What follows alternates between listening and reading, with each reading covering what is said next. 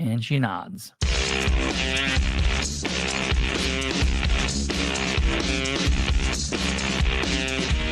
I don't have to tell you things are bad. Everybody knows things are bad. Everybody's out of work or scared of losing their job.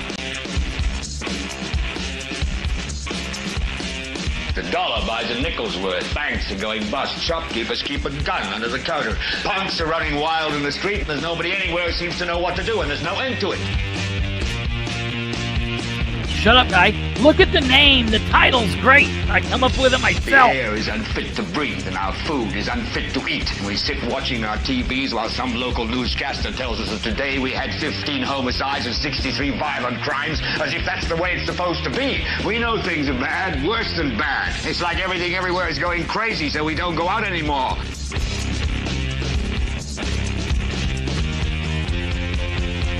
We sit in the house, and slowly the world we're living in is getting smaller, and all we say is, please, at least leave us alone in our living rooms. Let me have my toaster and my TV and my steel-belted radios, and I won't say anything. Just leave us alone. Well, I'm not going to leave you alone. I want you to get mad. I don't want you to protest. I don't want you to riot. I don't want you to write to your congressman, because I wouldn't know what to tell you to write. I don't know what to do about the depression and the inflation and the Russians and the crime in the street. All I know is that first, you've got to get mad. You've got to say, I'm a human being. God damn it. My life has value. So, I want you to get up now. I want all of you to get up out of your chairs. I want you to get up right now and go to the window, open it, and stick your head out and yell, I'm as mad as hell, and I'm not going to take this anymore. I've got 2 turntables and a microphone. Hello, ladies and gentlemen. Welcome, welcome, welcome. It is Tuesday. It feels like a Saturday. The last 4 days have been so screwed up. I cannot tell you. I've never had a crazier period of time where I have not been able to wrap my mind around what actual freaking day it is. What is today? Today is the 25th. It is Tuesday. Welcome, ladies and gentlemen. We are live. I know it doesn't feel like it, but we are live. We are alive, and we are live. If you're watching this live, it is 10 after 9. It is 10 minutes after 9 p.m. Eastern on Tuesday, November 25th, 2025. This is a holiday week. It's a holiday week.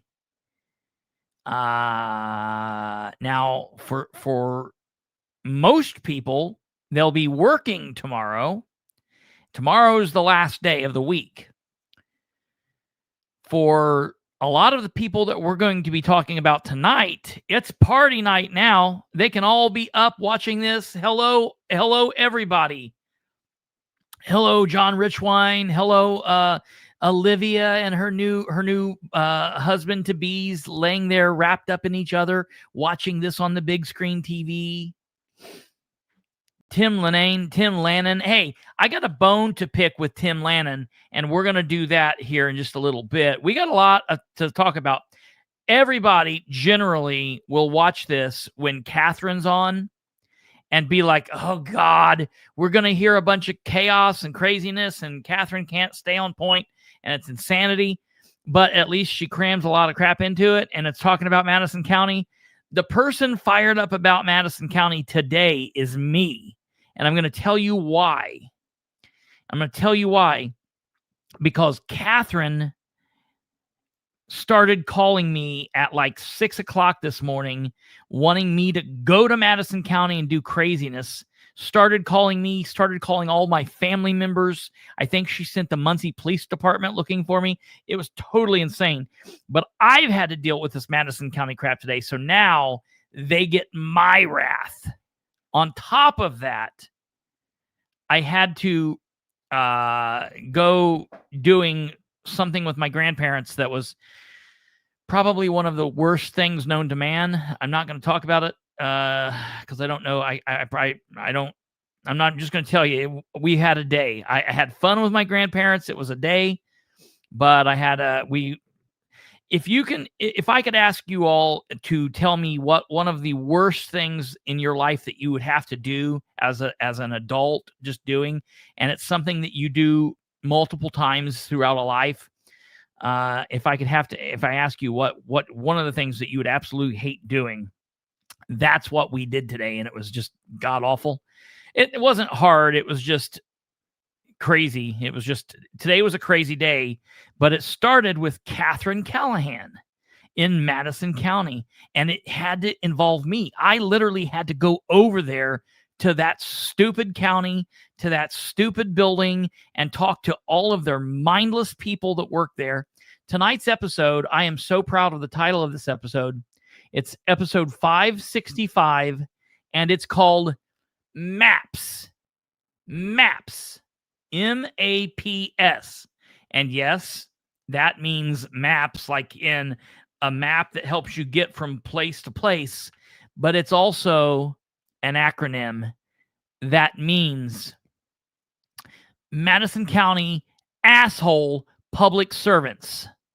And that is just so beautiful because it fits. Listen, there's not one of them over there. I don't care. Even the ones that we like, they're assholes too. I'm just going to be honest with you. If you're a public servant in Madison County, and I'm not talking about like the police officers and the firemen and the EMS. I'm not talking about those people. I'm talking about like the elected officials.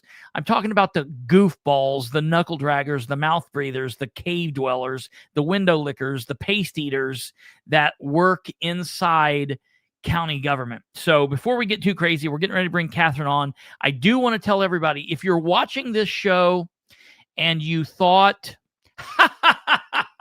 Stumblefoot. Okay, the one thing back from that. I'll just tell you. So it might involve one of my past lives that's not policing. We're not talking about policing, but that's just a little clue I'll give you. So, anywho, ladies and gentlemen, hey, welcome to the show. This is the Political Spotlight. If you do us a favor, if you'll smash that like button, this is going to be a good show. It's a holiday type show. It's the last show for... No, wait a minute. Are we going to be here tomorrow? No, we're not going to be here tomorrow. We are not here tomorrow evening. We are not here tomorrow. We will not be here tomorrow. Tonight's the last night this week because everybody's got to cook and do things. And all the politicians are going to be out for any politics, even in Muncie. Tomorrow, Muncie's government is working. Madison County's not. Delaware County is, but they're only going to be working to like half day. The office will be open all day, but nobody will be there. So no show tomorrow, no show Thursday, and then our regular Friday and Saturday off, and then we will be back Sunday. We will be back Sunday evening. So that's what's going on. So it's going to be kind of a fun laid back evening. We're going to hit these people hard, and we're going to be bringing you a lot of information. For those that might be tuned in here looking for Prairie Creek stuff, I'm still working on a couple of things. I don't know if Tawny is here. Tawny, I just got your message before we went live telling me that you were available for a call. I think you sent it to me earlier. I was tied up dealing with some personal business. I apologize, and I know that the holidays are coming up. If you're available tomorrow, we can try to hook up tomorrow on the phone. If you're not, then we can get in contact maybe after everything, like Sunday night before the show or Monday even. I'll definitely get in contact. I want to hear what you got to say, and I want to talk with you. But if you're here also from Delaware County or elsewhere wanting to hear Prairie Creek stuff, tonight's not going to be a Prairie Creek night. It'll probably be into next week. But I want to tell everybody, if you're not from Madison County, don't just turn the show off and go away, because we're going to talk about stuff that will be relevant everywhere. So without further ado, ladies and gentlemen, we are going to go ahead and pull up. Hey, I got to tell everybody, I'm going to pull Katherine up because I want to get... I fell asleep. Yeah, right. I want to get Katherine's take on what I'm getting ready to say. So I used to do this. I used to put up the thumbnail and let everybody see it, but I realized that just wastes a bunch of extra time. We waste so much time here anyways. I was like, I don't need to do that anymore, but I am going to, hey, have a good one. Eric, take care. God bless. Have a wonderful, happy holidays. Thanksgiving. Oh my gosh. You just can't leave just now because I've really got something to show Admiral Eric. Hey, Jackoff, thanks about the hair. What? I'm talking to Jackoff. Yeah. Oh, wait, hold on. No. What are you going to show him? Can you show it to him quick? Like, I want you to put it up there right now. Oh, I want you to go into Messenger. Listen, we're going to start the show. If this clip does not really irritate everybody that's watching this thread, where'd you send it? This clip is so off the chain. This happened tonight. It was just sent to me. It is unbelievable. Hey there, Tim. Send it. It's in there. Let's get it going. Where? It's where? In Messenger. No, it's not. You've not sent anything to Messenger to me. Listen to me. I'm sending it to you again. And we're not going to interrupt this. This is about a 3-minute segment. It is a wonderful work of Nicole. Oh, wait. Okay, hold on. Then if this is going to be 3 minutes, 1 second, real quick, because this is just going to take a second. Pause. Really? The thumbnail. I put the thumbnail up. Here's the thumbnail. Okay. And so what I've done here, this is maps, Madison County assholes, Madison County asshole public servants. And what this picture is this is a picture of me that I took outside the Madison County government and courts. You can see that there. And this lady that I dealt with today, she's the center. She's the guest of honor in the middle here. Here's all of her face and all how it contorts. And some people might be like, look, it looks pixelated. No, that's what her face looked like in real life. It was god-awful. I was scared. And I wanted a picture to kind of even it out with Katherine. Well, I didn't have a picture of Katherine in that position. So what I did with the power of Canva, I removed myself from the picture. I removed Madison County government courts because it would be backward and just put her up there so it looks like we're standing against this thing. And I looked for a picture, and Katherine went live today. And so I used the video that she did, and it worked wonderfully. But I took several screenshots, and I kept trying to find one with Katherine's eyes open. But then I realized, what am I doing? Katherine's eyes are never open. Listen, and that's because she's German. They're so open that I had to call and get you out of bed. Okay? That's how open they are. Okay, listen. A nice Asian joke. Go ahead. It wouldn't be Katherine if we didn't jump around a little bit and be like a fart in a skillet, right? Yeah. So it is Friendsgiving. This clip that was sent to me, I don't even know what to say. And so I would love it if we could have a war in the comment section over here as you're listening to this. Now, here's the problem. As you're listening to this, your mouth might be so jaw-dropping that you can't even speak. It is so hilarious. It's awful. I just can't even believe that this is the way a citizen was treated in a meeting tonight. So let's roll. So we are seriously starting off with because Rebecca this stuff? should fire everybody up, and this is exactly the reason why you should show up at meetings, you should speak out, and you should never allow appointed or elected officials speak in this manner.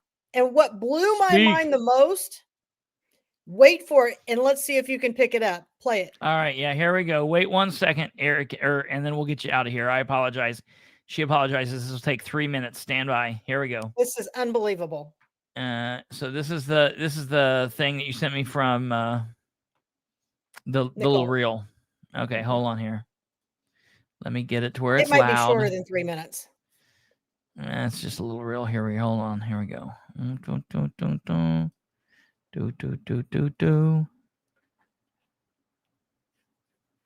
Okay, here we go. Okay, here we go.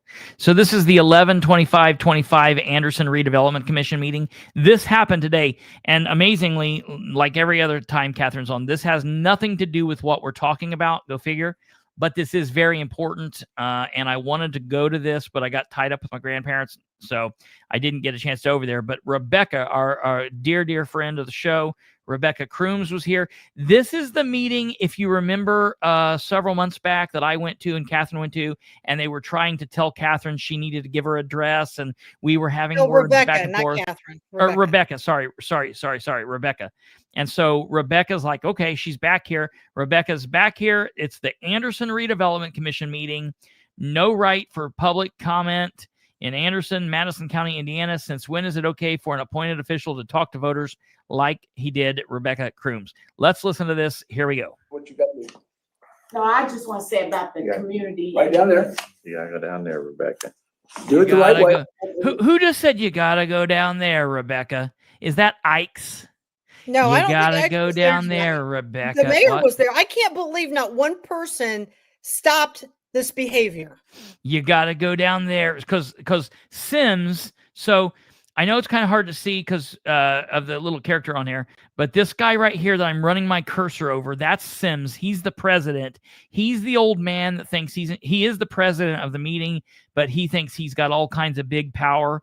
And we're going to have to just bust him down. I guess he doesn't. So here we go. He starts off by telling her she's got to go, she's got to go to the back of the bus. And then you hear somebody say, yeah, Ike's is here. This little other hunched over guy here is Ike's. And he's like, someone says, you got to go down there, Rebecca, after Symes is an asshole. Here we go. Step and say what you got to do. No, I just want to say about the community. Step up and say what you've got to do. Right down there. You gotta go down there, Rebecca. Do it the right way. The right way and the legal way. Holy shit. I don't even need to hear any It more. gets worse. You cannot speak or interrupt. You got to let this play. It's unbelievable. That is maddening. I can say my name, but Rebecca, I'm not giving no address. you read the rules. If you don't want to do the rules, You can't supersede. Rebecca, if you don't want to do the rules, sit down. I've already consulted with the I don't state. care. I don't have to give my Rebecca, address. if you don't want to do I'm not the giving rules, my address, sit down. but what I'm going to say no, is no. whatever community input y'all had, people don't feel comfortable coming up here because of people like you. And How you about people have like these you? meetings that don't nobody show up, 2 or 3 people, and the people that y'all pay, and then say that you've got community input. There's hundreds of people Thank that you, don't Becca. have a Thank clue. you. I got to pause this for 1 second. You're breaking up the momentum. Listen to me. See my grandma. Listen.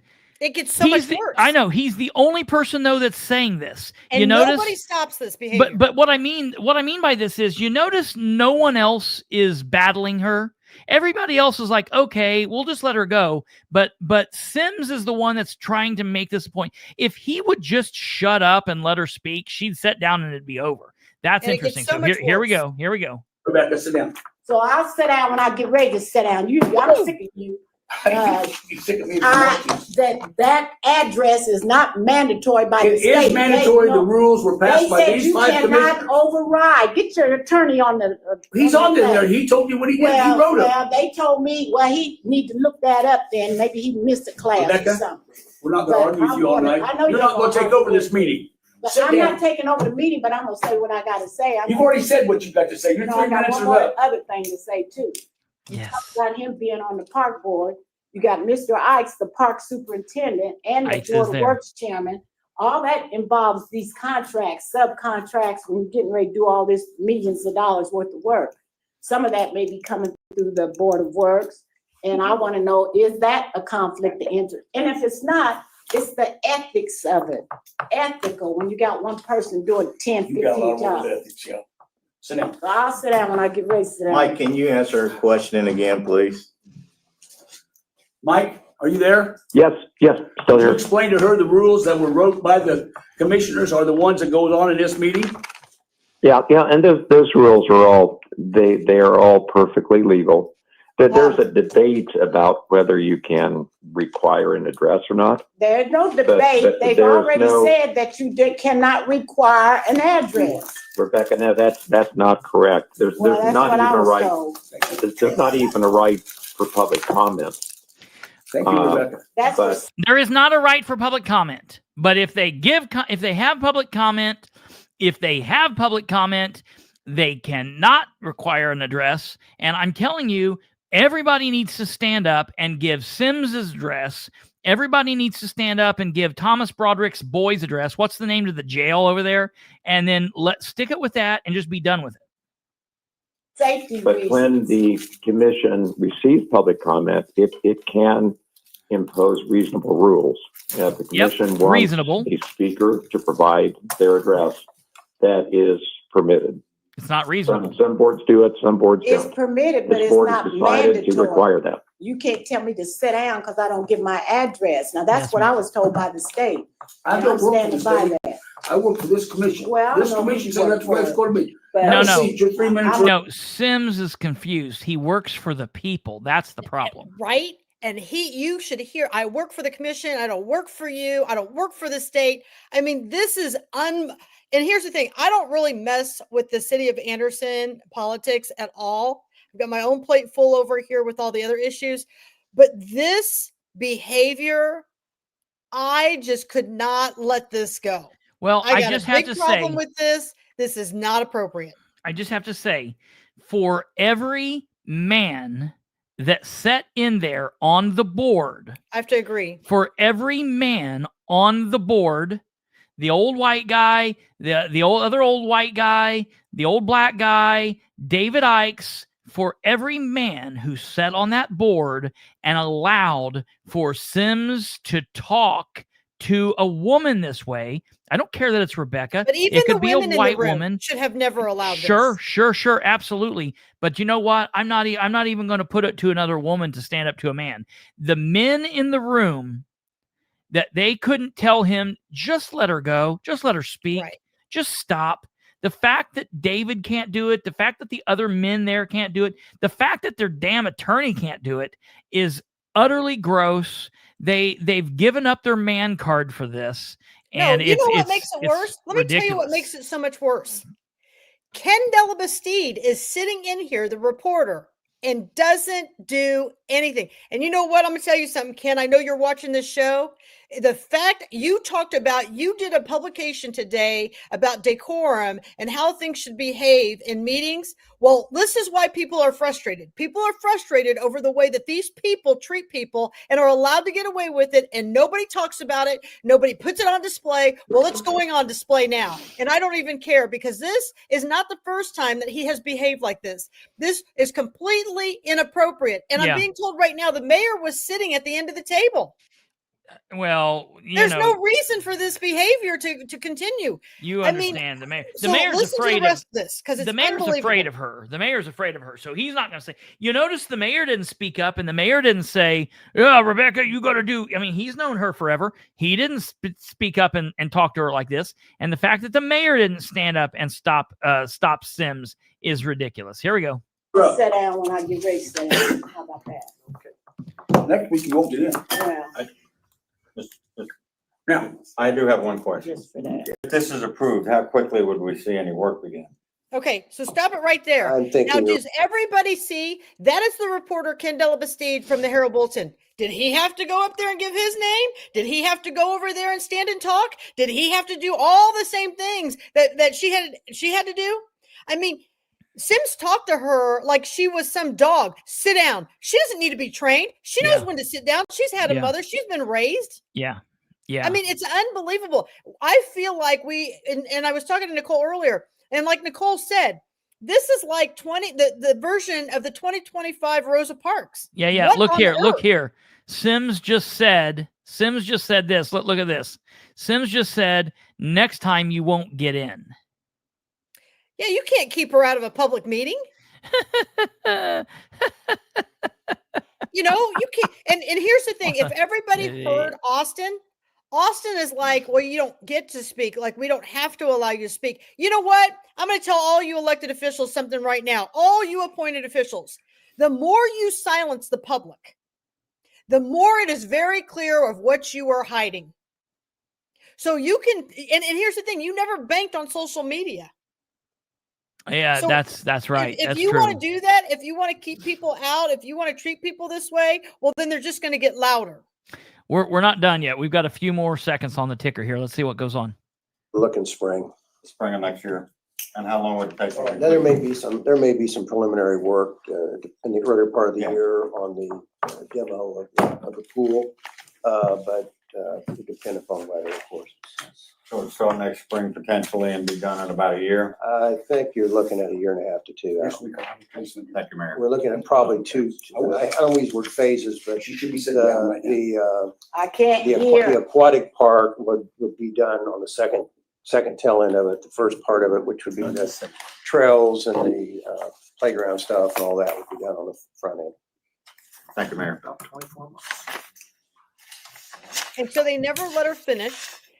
This was an $18 million thing that they passed. I think she said more than that. I thought she said 38.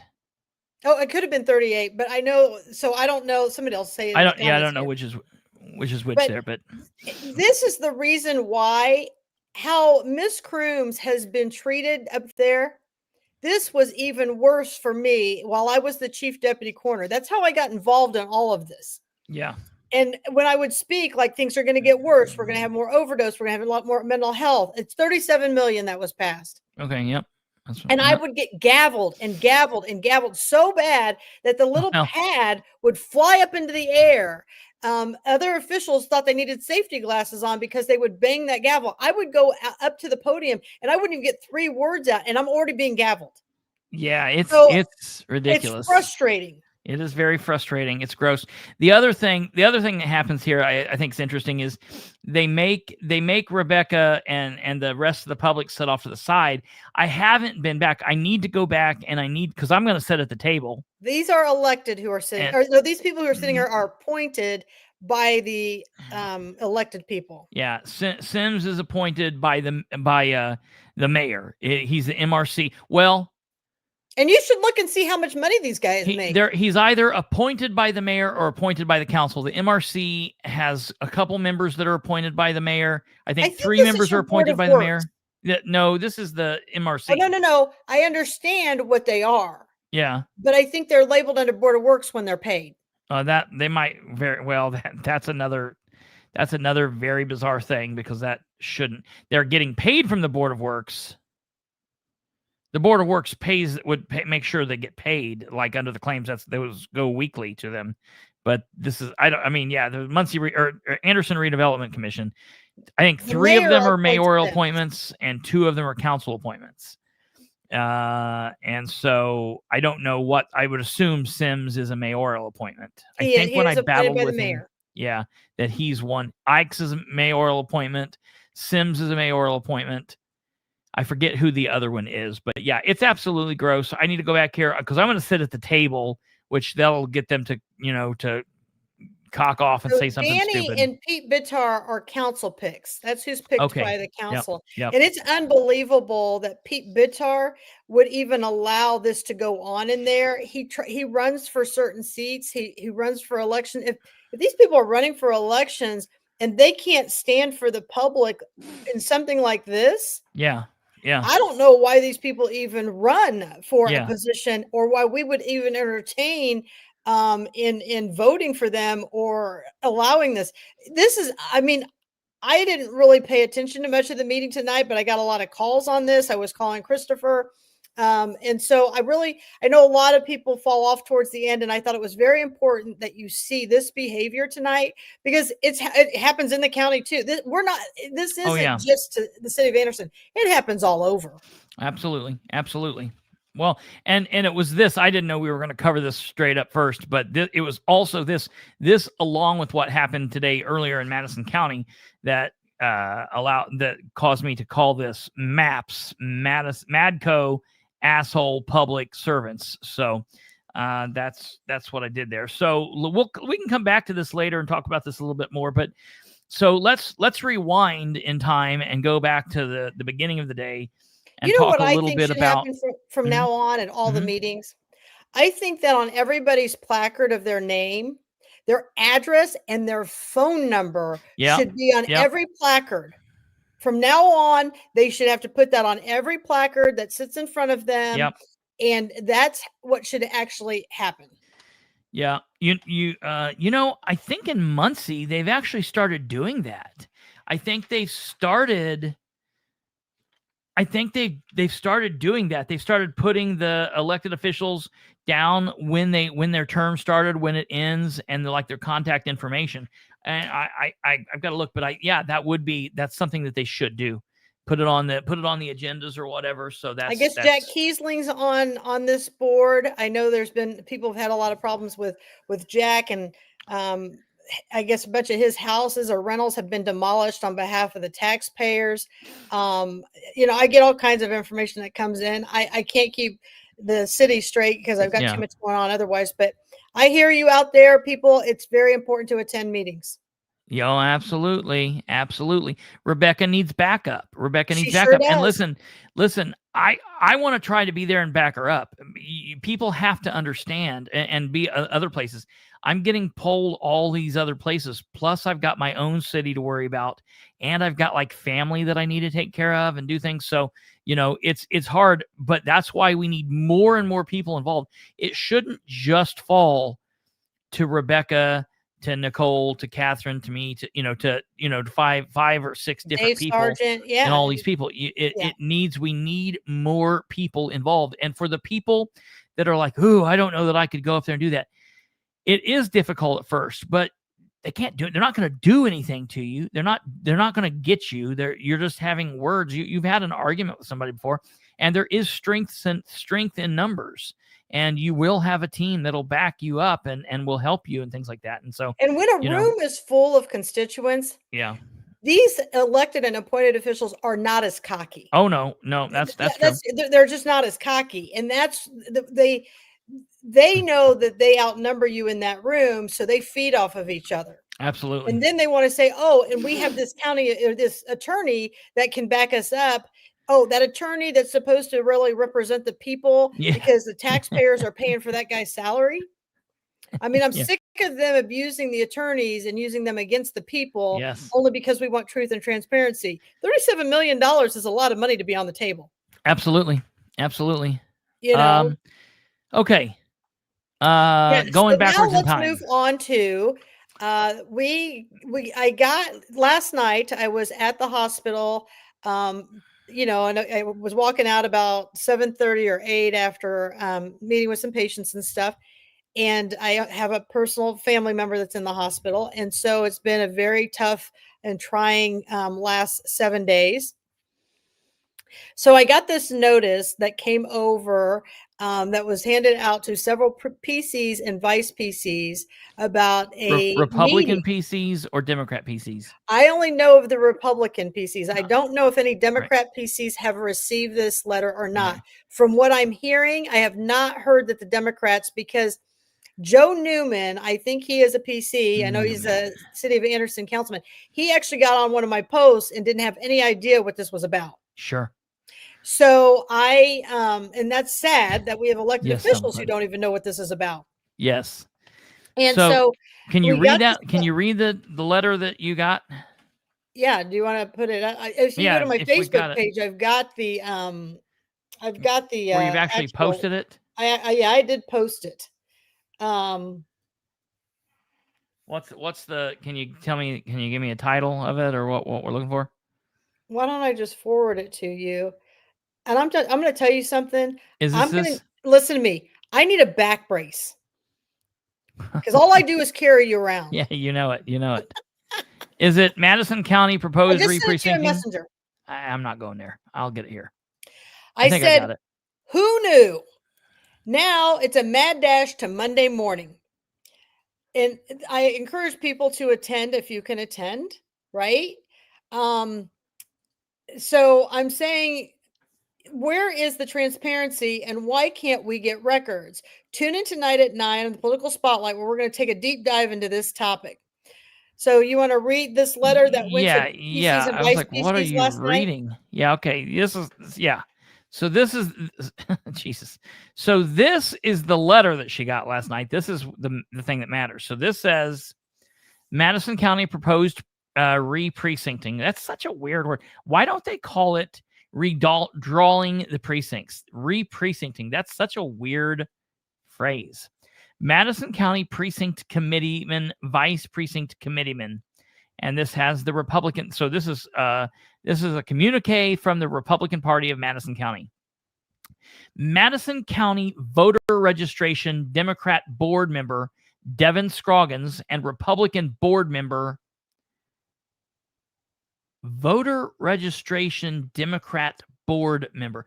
Okay, Devin Scroggins, Republican board member Chris Lutz will present the proposed re-precincting process to the Madison County Board of Commissioners.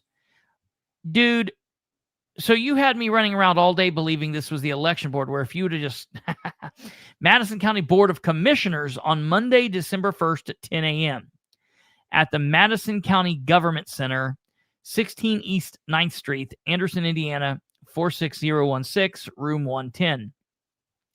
Re-precincting is the process to redraw boundaries of a county's voting precincts. Mr. Scroggins and Ms. Lutz will present the reasoning for the re-precincting, renumbering, renaming of precincts, and the proposed changes. In accordance with state law, if the commissioners approve the proposal, a 10-day public comment period will follow to allow community members to review the plan and submit feedback or proposed adjustments.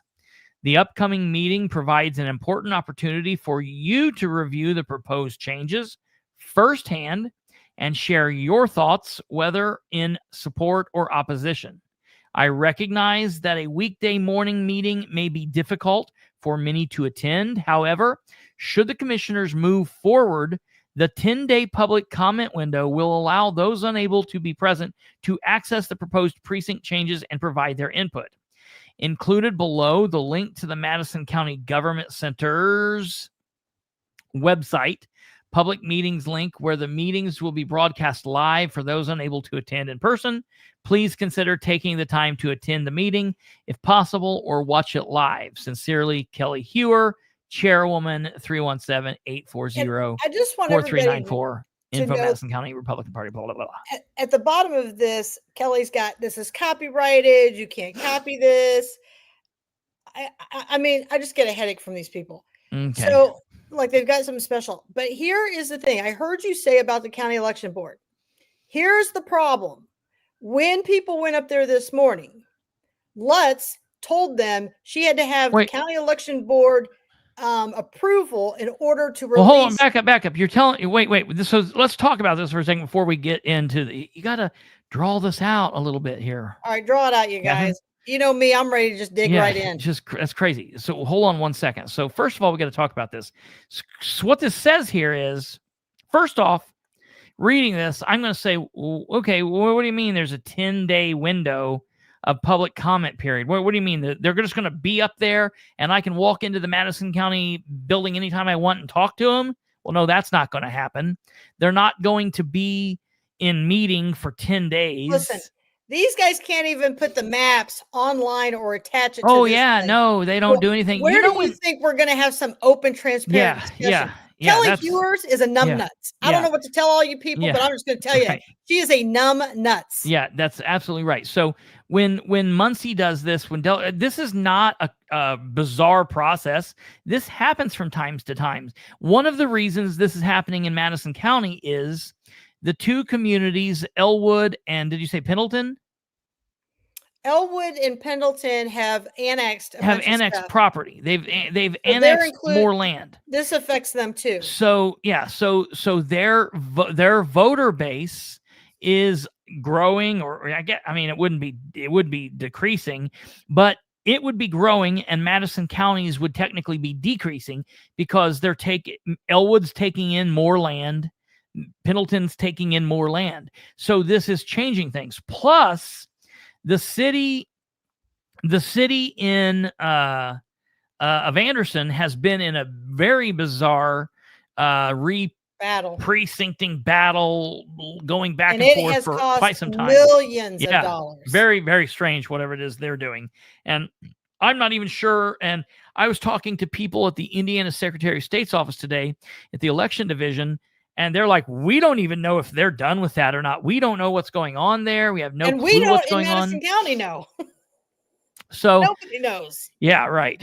So Lori, this would technically kind of, you could call it maybe redistricting, although it's not districts. It's what this is this is the actual precincts in a city, in a county where the people live, where you go to vote. So it's it's the same principle, more or less. Although it's not, the only people that would be representing this area, it would affect the precinct committee people. It would affect city councilors, county councilors, because of like they might be someone who's currently District 1, they might be moved to District 2. So this is it's similar to that, but it's at the very micro level at the city, county. Like town. the case with Lance Stevenson in the city of Anderson. He's District Yeah. 5. Nobody knows what the current map is for his district. Yeah. Nobody has any idea. And this is what becomes the problem. That's the problem within itself over there. Then we've got this.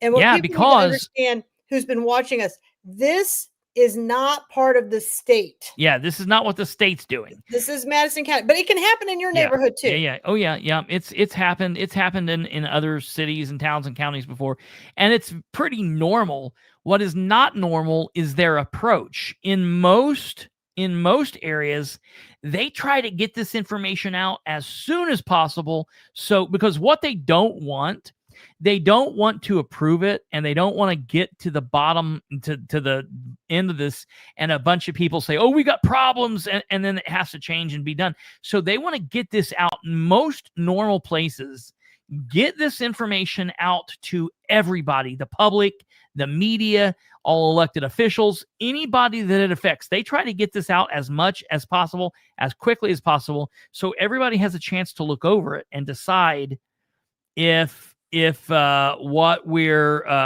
what's going on. Okay. And this is not a quick process, everyone. This has been going on probably all year. Yeah. They take into the census. There's many layers this has to go through before this even comes here. So this wasn't like, oh, we just found out yesterday and we're going to do this. Oh, no. There were many steps that had to take place before they even get to this point. Well, and so they at the county level have been working, and they've been working with a lady called Stephanie Davidson at the Indiana Secretary of State's office, the election division. And so they've been working there, and they've been doing this. So I get a barrage of phone calls this morning from Catherine, who says, hey. And then finally I called his mother, because I'd had enough. Yeah. He was ghosting me. I was hiding from her. I tried to do that. So I called his mother. Now I know what to do. Now I know to ghost her from everybody's phone calls.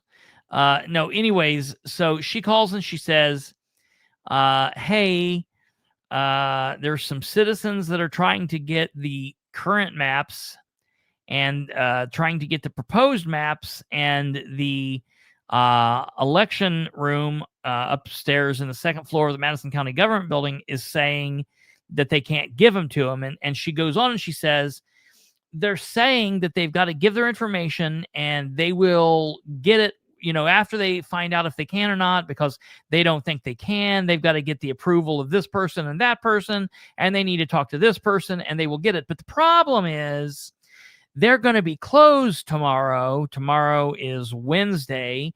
They're also going to be closed on Thursday and Friday, obviously. And they're definitely closed on Saturday and Sunday. And then they open back up at 8:30 or 9 Monday morning. And the meeting is at 10. So what does it matter if I go up on Monday the week before or Tuesday and say, hey, I would like this information so I can prep for this meeting that's going to be on Monday. And they're like, okay, we'll give it to you on Tuesday. Giving me on Tuesday something that I need for Monday doesn't cut it.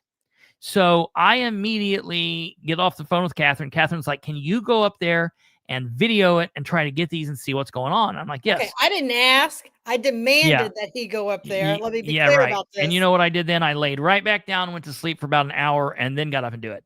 And then I called his mom again to make sure that he was out of bed. And this is what I want. And I'm telling you right now, if these elected and appointed officials had moms, I'd call their moms on their behavior, because their behaviors need to be called on. Yeah. Right? Yeah. So Yeah. don't think I'm not afraid to call somebody's No, mother. no, that's yeah. So, the bottom line is, I didn't need to call anybody. I didn't need to ask anybody because I've been through this before. This is not new. It's something that happens places, and I was fully aware that one, citizens can go to their clerk's office, be directed to their election registration room. That's what it's called, voters registration. That's where they do the election stuff. They can go in there and they can request it. Now, normal record requests, whether you want a police report or you want an email between your mayor and Dick Sims, or you want something from the clerk's office, or you want something from the auditor's office, or you want minutes from a commissioner's meeting, you have to submit a record request. They take that record request either in person, email, snail mail, however you send it. They will give you a receipt. They've got technically 24 hours, specifically through email. They've got 24 hours to give you a receipt saying they have it and they're reviewing it. And then basically it shouldn't take them more than about a week to give you any document that's pretty readily available. If you're going fishing for something, it might take a couple weeks, but really the public access counselor says they like all record requests to be finished within 30 days. Or if it's going to take longer than 30 days, they at least want the official, that body, whoever's doing it, to get in contact with you and give you a reason for why it's going to take longer. And as long as there's communication, that's okay. I've had people go back and forth with me for 6 months before, and as long as they're talking to me, I'm okay with it. But then there are specialized documents that process is thrown out the window. Like if we wanted campaign election forms, they have to give us those within 24 hours of receiving it. These documents, election material, is a little bit different. And so, for example, I was aware that what's being requested here is something that they should be able, they have it right there. They should be able to black and white copy it and give it to the person on demand. And that, ladies and friends, is the situation tonight. Well, I mean that's on demand. How it These is. were records that had to be produced tonight. And Tim, don't worry, I'm not going to have a stroke. I will always be there for my patients. Don't worry. I know you think I'm going to, but I can manage my stress pretty well. Yes. But this was here's the thing. I want people to understand. On Monday, Chris Lutz and Devin Scroggins. Devin Scroggins is also the Democrat chair in Madison County. They are going to present this to the commissioners. If you're telling me that today, on Tuesday, you can't give us this information until you go and check with somebody because that's the other thing. They said it's a preliminary thing. It hasn't been finalized, so they can't give it to us. Then what exactly are you presenting on Monday if you're not prepared?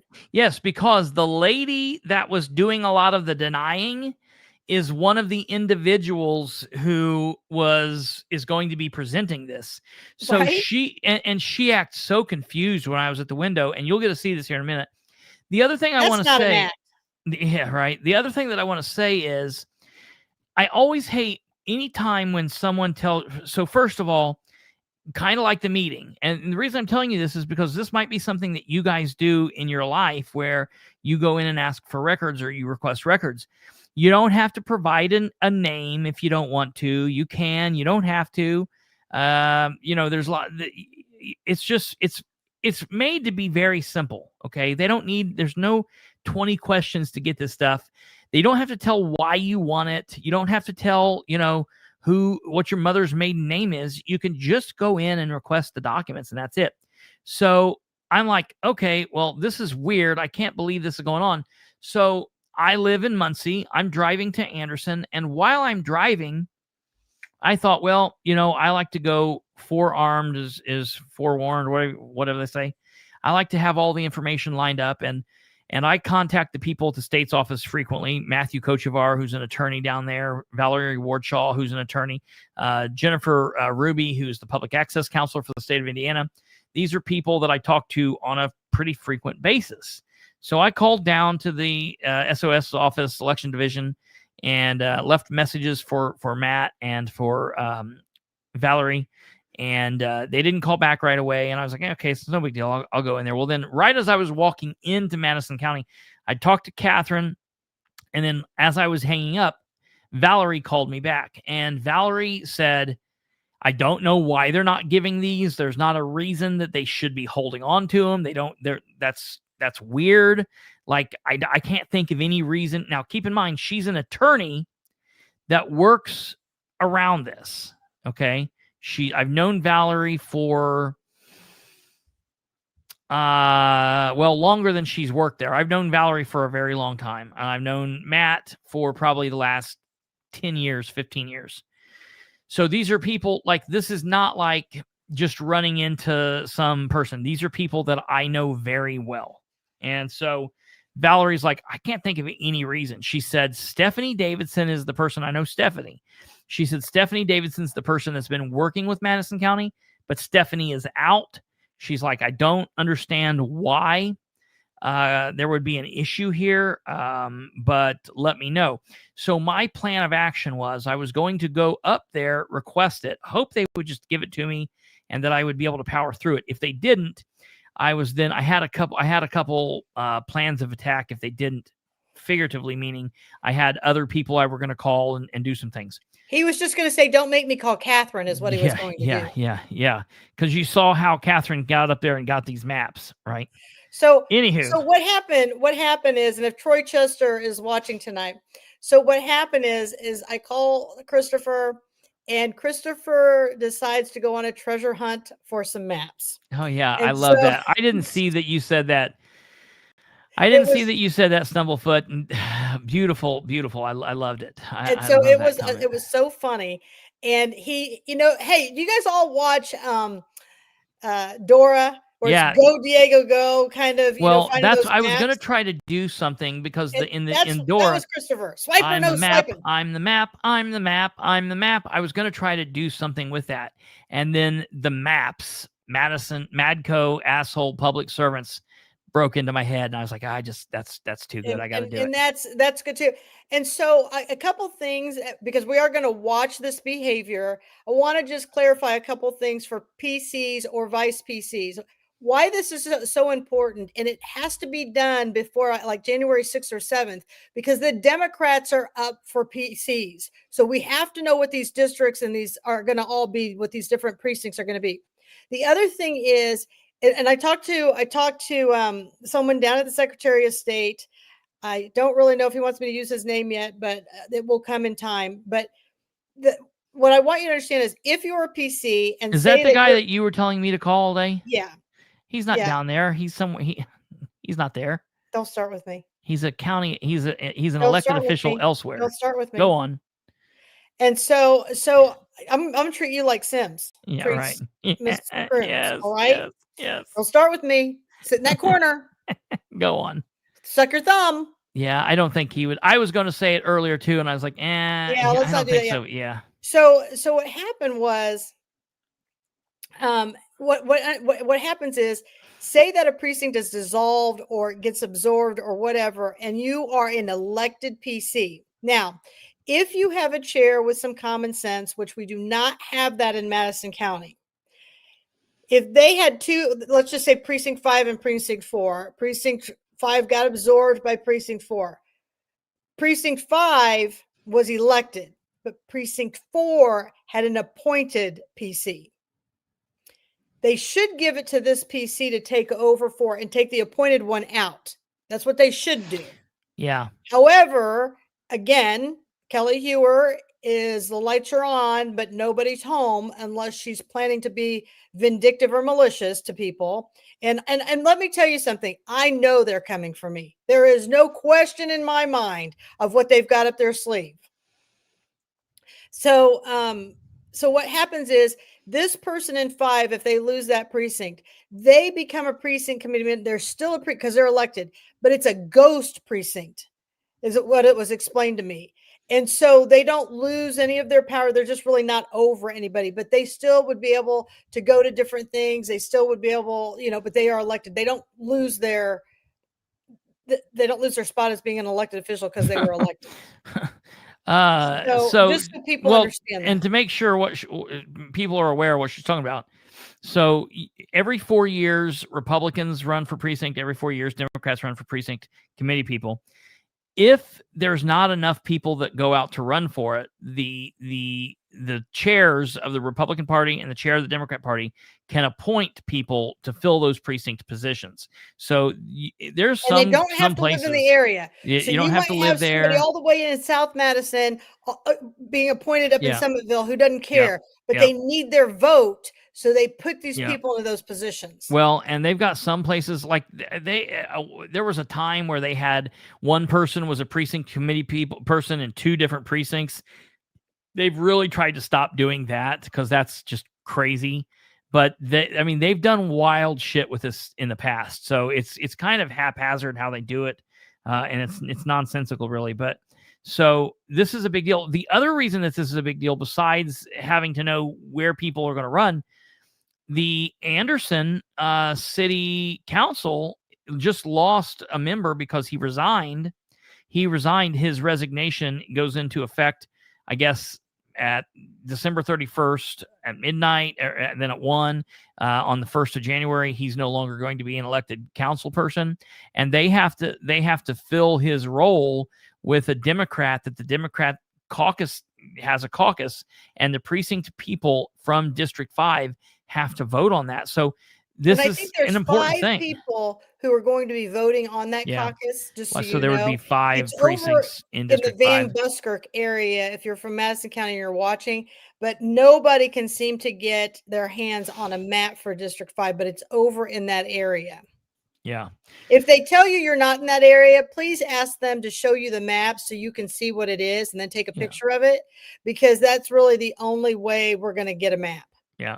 Don't let them just say, take our word for it. We are on the second So here we floor are, and I on the apologize. Madison. This was just me recording on my phone. The service was not good as normal. I'm inside of a tomb. So we're on the 2nd floor here, and I'm just kind of looking around. We're going into the clerk's office here.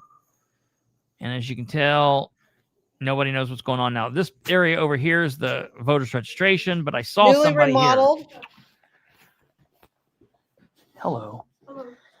If I was wanting to get some information about the precinct maps, would that be over here? What'd you call them? The Madison County's precinct maps for voting.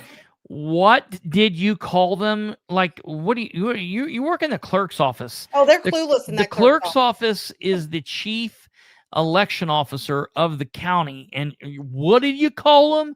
You're looking for what? And let me ask you, where was Linda?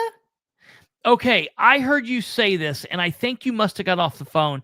I heard you say this, and I do want to correct this record here.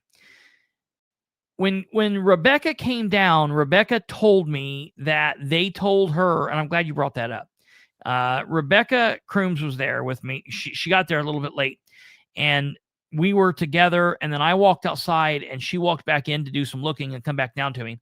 When she came back down, Miss Crooms said that they told her that the elected clerk, Linda Smith, was not in for the day and that she would not be back until Monday. And I said, oh, that's funny, because I thought I saw her upstairs. And listen, I could have swore that I seen her. I'm almost positive it was her, but I just did a quick look and a look back, and the person went into this little office. So I mistakenly said, well, that's not right, because she was up there. I saw her. Then I got to thinking, wait a minute, I don't know that that's true. So I corrected it, but I think you might have left the feed to call at that time. And then so Katherine on her feed later said that she stated that I saw her and she was there and that they did this. I want to correct that record. And I put out information that might not have been factual. I said, I think that it was her. I'm not 100% positive. Listen, I'll put this out there. If they have another dark-haired woman with short kind of bobbed hair in there, it could have been her. It might not have been Linda, but it looked like Linda. So I'm not going to say 100% she was there because I didn't know 100%, but damn it, it looked like it was her. So it's close, but I just wanted to correct that record. But so I'm just standing here talking to some person, and right now is actually when I saw it. And I think I put the phone up in the window, so we might see here. Hold on one second. We're getting Heather. Okay. Mhm. So she said they were going to go in and get Heather. So I move over here and I put this up. Let's see. No, damn it. So there's this office door here. Oh, you can't see where I'm pointing. There's this office door here. There's an office door here, and then there's this office here. Literally just off screen is the office where that lady was at. Well, let's just ask for cameras.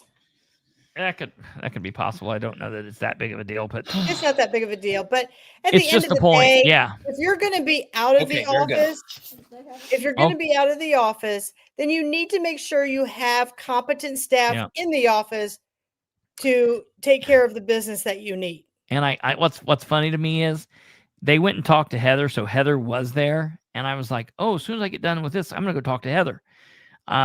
And Again, Heather, you need to have competent staff yeah. that can take care of And stuff. Heather got the hell out of Dodge. She's like, oh, Bilbrey's up Absolutely. here. I'm going to lunch. So I go over here to this office, and you hear how polite I am. I'm not like, "Durr, brr, brr, brr." I'm very polite when I go over here. So, okay, I think there's been some confusion. I'm trying to figure out. Dress so I know that there have been professionally. a couple other people looking Yeah, right. for this, but I'm trying to figure out what the situation is with the precinct maps. Okay, what about the current precinct maps? Okay, so it's hard to hear what she said. What she just said to me was that she said, well, the proposed precinct maps are just that, they're proposed and they're not available yet. So I was like, okay, well, I'm not going to just bash them with they better be. I So started here's my with question. Yeah. If these people have no idea, then what are you presenting on?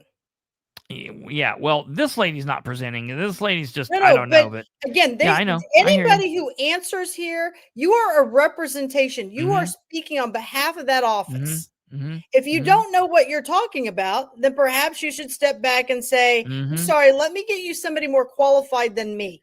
Well, so to be fair, all she said is if they're proposed, and so and then they're not ready, I guess, for the public, quote unquote. So I wanted to Well, kind you're of getting ready to have a trick her public here. meeting. Yeah, right. Well, so I say, well, wait a minute. What about the current maps? So let's see what happens there. She said those, I believe, and then she starts to go and she says, let me go ask this person.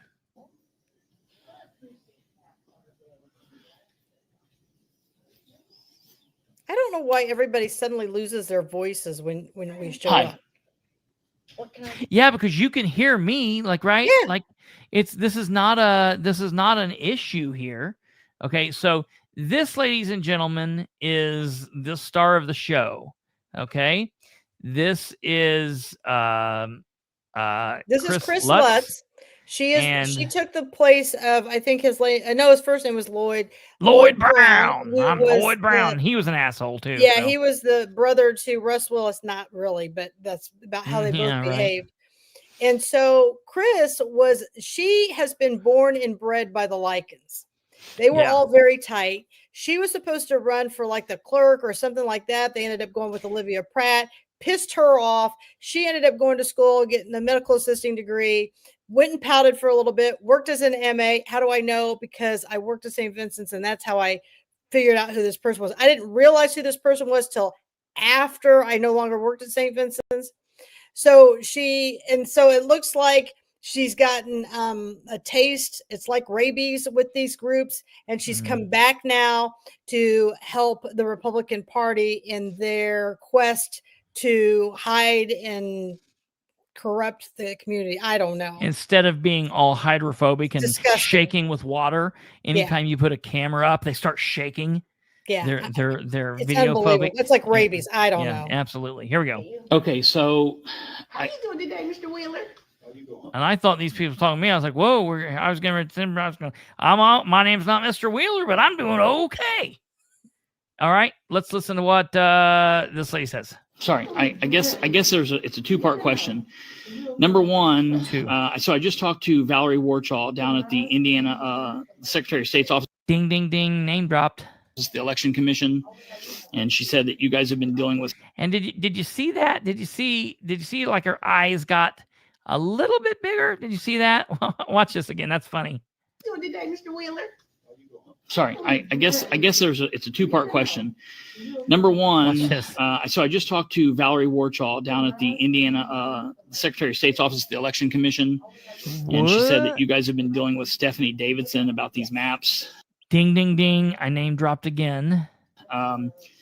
So number one, I'm seeing about getting the current, like what's currently available for the precinct maps in Madison County. And then number two, she just said that the proposed maps are not available, but they're saying that I should be able to request anything that's been taken care of with the IEC 8 form and with attachments, that should all be public record.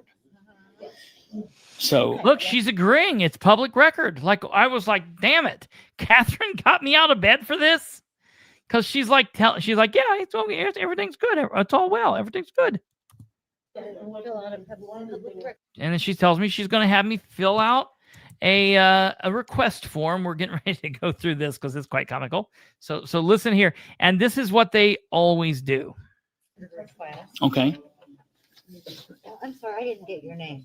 I'm sorry, I didn't get your name. Oh, I'm sorry, I wasn't giving it. I'm sorry. Did she introduce her name when she came to you?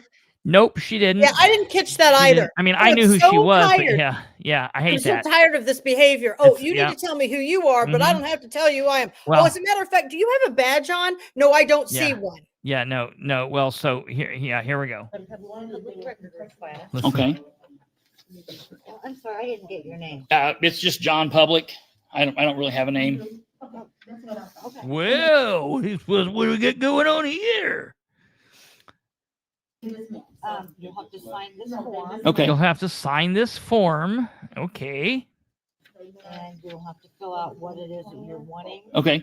Okay. If you want it by email, if you want it by email, if you want it next month, if you want it in 6 months. It has to be pretty specific. Sure. Has to be pretty Absolutely. specific. Unfortunately, you are going to have to put your name on it. And of course, you are going to have to put your name on it. And I do. Wait till you see it. Okay. I mean, under Indiana law, I'll put a fake name on it, but you don't know if it's fake or not. So. Okay. So then she goes away. That was my only little. If you need anything else, here's my business card. Please call me. This is what you need. No. Okay. No. Well, don't sit here and tell us what we need when you can't even do what we need. Yeah. It's quite laughable. So I'm gonna do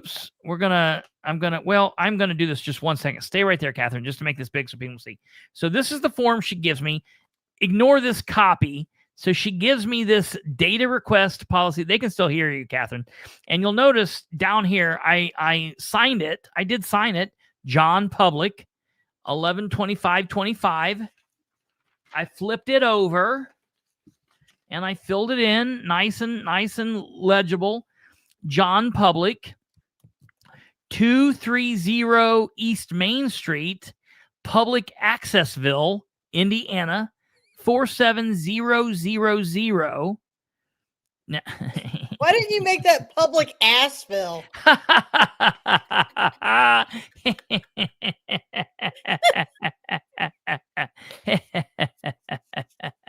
That's hilarious. So I then put the show email. All right, whatever, TPS program. If she wants to figure out what that is, good for her. I put my real phone number on here. I then put, it says committee or organization name, and I just put Freedom Lovers. Okay, it's not really an organization, but I just put Freedom Lovers. Reason for request and how it will be used. Transparency and accountability. To read and understand. It like tells me it's important. Both lines must be filled out. What? What if it's one word? Whatever. Anyways, I guess I could have duplicated it. Exact location for request, specific precinct, city, town, whole county. Voters registration, Madison County Government Building. Like what?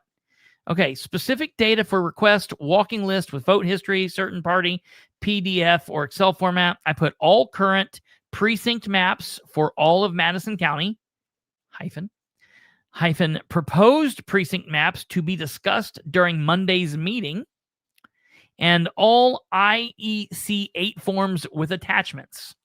And then I come back here to the back form, and because the political spotlight is proper media with our credentials and all, I filled out that this is news media and will use this data for news broadcasting or publishing, otherwise in compliance with Indiana Code, da-da-da-da-da.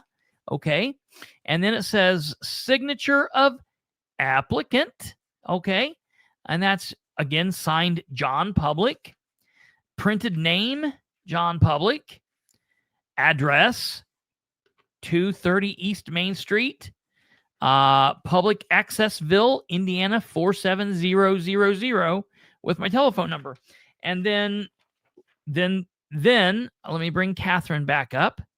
Then this is what then proceeds to occur from there. Okay, now I want to point out one part and I've posted this. It's not Kristopher's, but somebody else's on that post that I was doing earlier with the letter for the Republican Party. And can you read under number 3 on that front page what that says?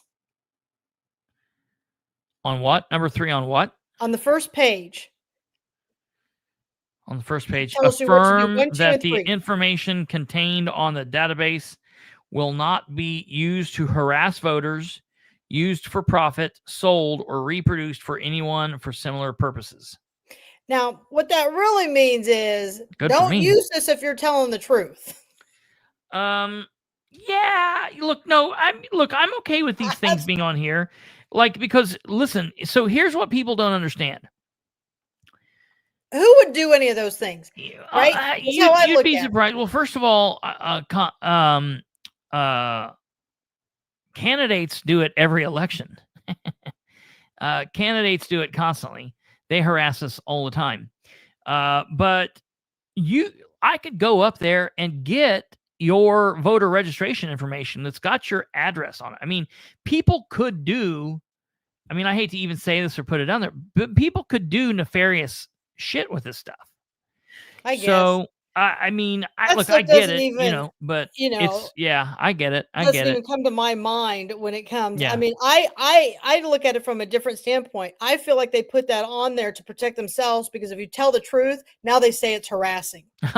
Right? Yeah, well, Chris Lutz's behavior is so disgusting during this thing. It gets a lot worse. Oh, yeah. And I'm like, you know what? This isn't harassment. Yeah. This needs to be removed from being a public servant. She has no business being voter registrations if she's going to behave this way. Yeah. So let's listen what happens from here. I get done. I'm not going to go through the fill out process. And I cannot.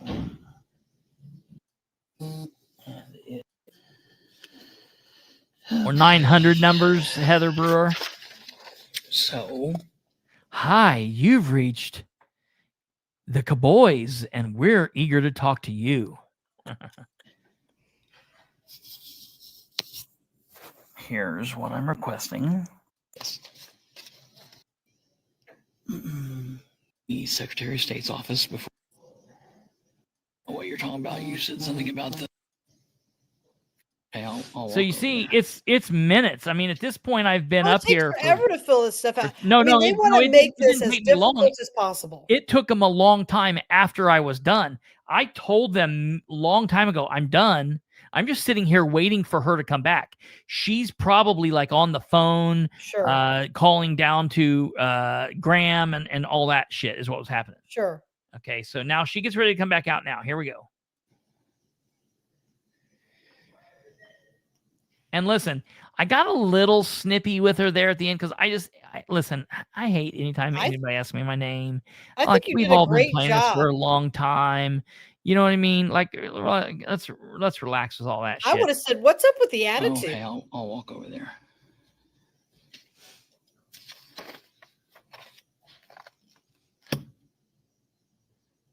I'm on the second floor.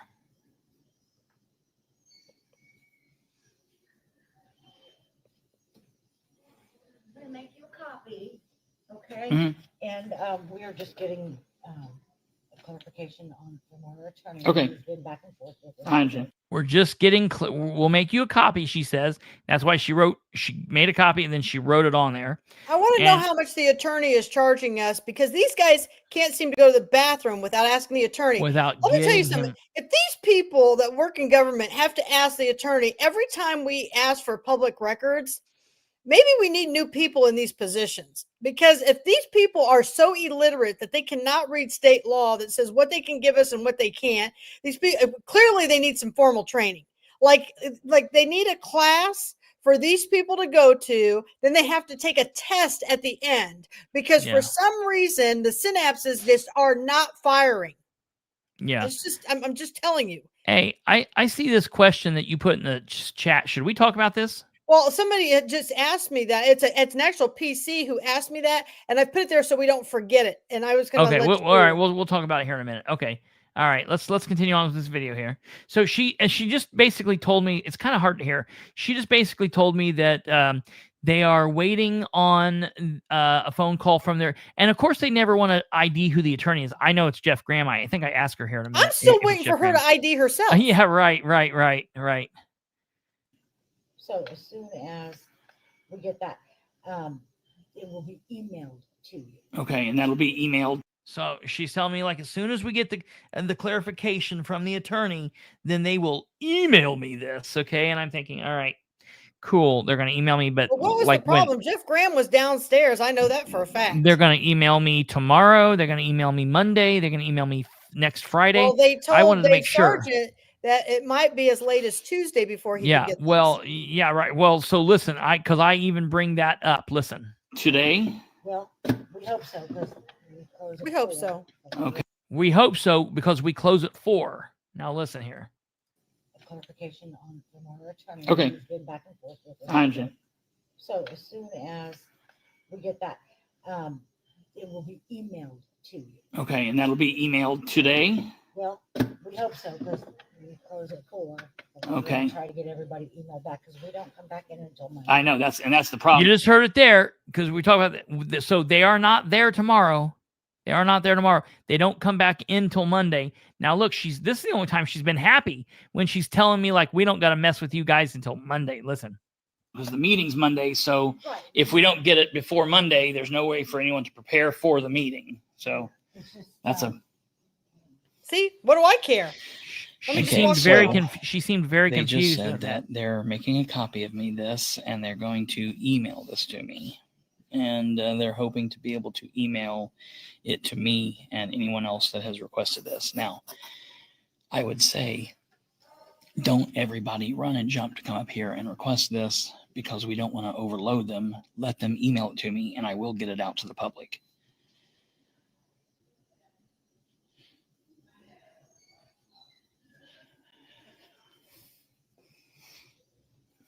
See, I wish you would have put the comments up while you were doing this because somebody said it's about as chilly in there as it would be if we had a morgue in the county or something like that. It was pretty funny. I don't actually know where the comments are. We'll see. I'm going to stop over and talk to Heather afterwards. That's what you think. Once he tells us it's okay to do that. Say again? We'll sign, that's not signed. Okay, We okay. have to wait for- See, Okay. she can speak up and they don't know how to follow. They do know how to follow the rules, Okay, okay. but it's something for their advantage. Oh, well, it's not signed. So Okay. yeah. Okay. And so, do I just wait until he gets back with you for you to sign it? Your phone number's on there, so we Yeah. can give you a call and let you know. Okay. It'll be, as soon as we get an answer, Okay. because we have, And it's Graham. Is that who you're talking to? Did she say they have Okay. 5 days? yes. So as soon as we get hear back from him, we'll call. With you for you to sign it. Your phone number's on there, so we Yeah. can give you a call and let you know. Okay. It'll be as soon as we get an answer, Okay. because we have. And it's Graham. Is that who you're talking to? She started to. Yeah, because Because it's 5 days until Monday. Yeah. Well, they have 5 business days normally, to respond to things. But listen to what, because I talked to her about this. Okay. Yes. So as soon as we hear back from him, we'll call. And so I just said that to let her know, like, yeah, I know what the game you're playing is. Like, you're talking to Graham. So, like, hey, Graham, are you in there? I should have called him first. But all right, so this is what's going on. And you notice she's got like I don't know what she's having, all kinds of. I was very worried for her health. We've gotten several today. Yeah. And then we'll start emailing out as to what his directive. Okay. And so can you give me a call back and let me know, like, if he directs you what I consider to be wrongly and says you can't do this, will you let me know that? Because here's what happens.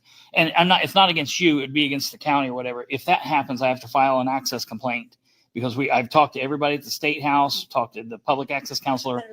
This is definitely something that has to be ready on demand.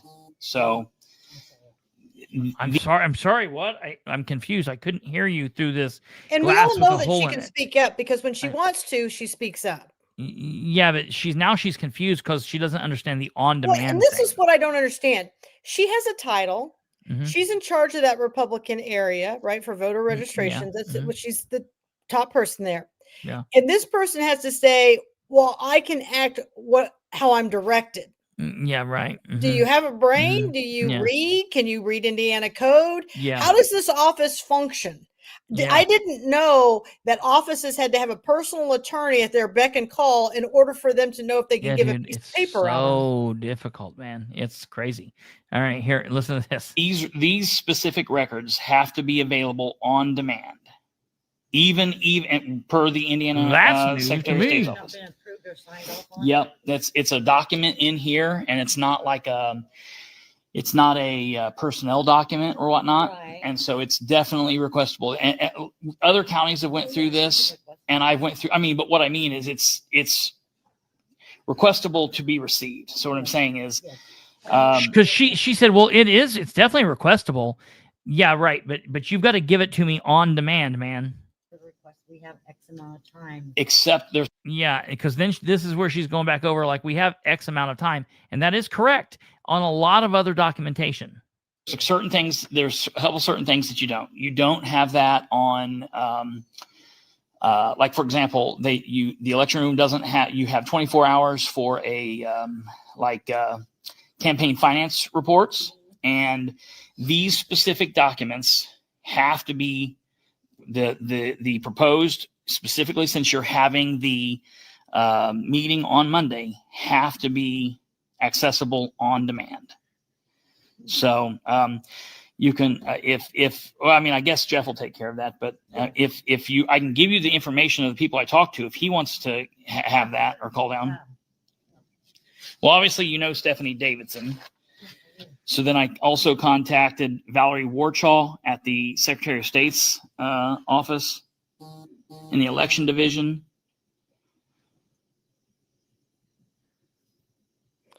Now, real quick, and I just the want everybody public to access know, counselor is Jennifer Ruby. Chris Lutz is the PC for District 4 for Lafayette. Okay, so she's no stranger to this game. No. She is elected. And then once we're done with this, I just showed you in 2021, she was the vice chair of the Republican Party here in Madison County. Yeah. She's been around people. Let there be no mistake. Yeah. She knows what's going on. No question. So right now, basically what's happening is I'm writing down the information for her, the contact information. Like I said, that just because if they don't, if they come back and say, well, we can't email these to you today, or you can't get these until Tuesday. Well, on Tuesday, they don't matter. If the meeting is Monday, The meeting is on Monday. right. If they approve them, then there's a 10-day period. Sure. We'll public input. Sure. But what I'm saying is no one can go to the meeting prepared.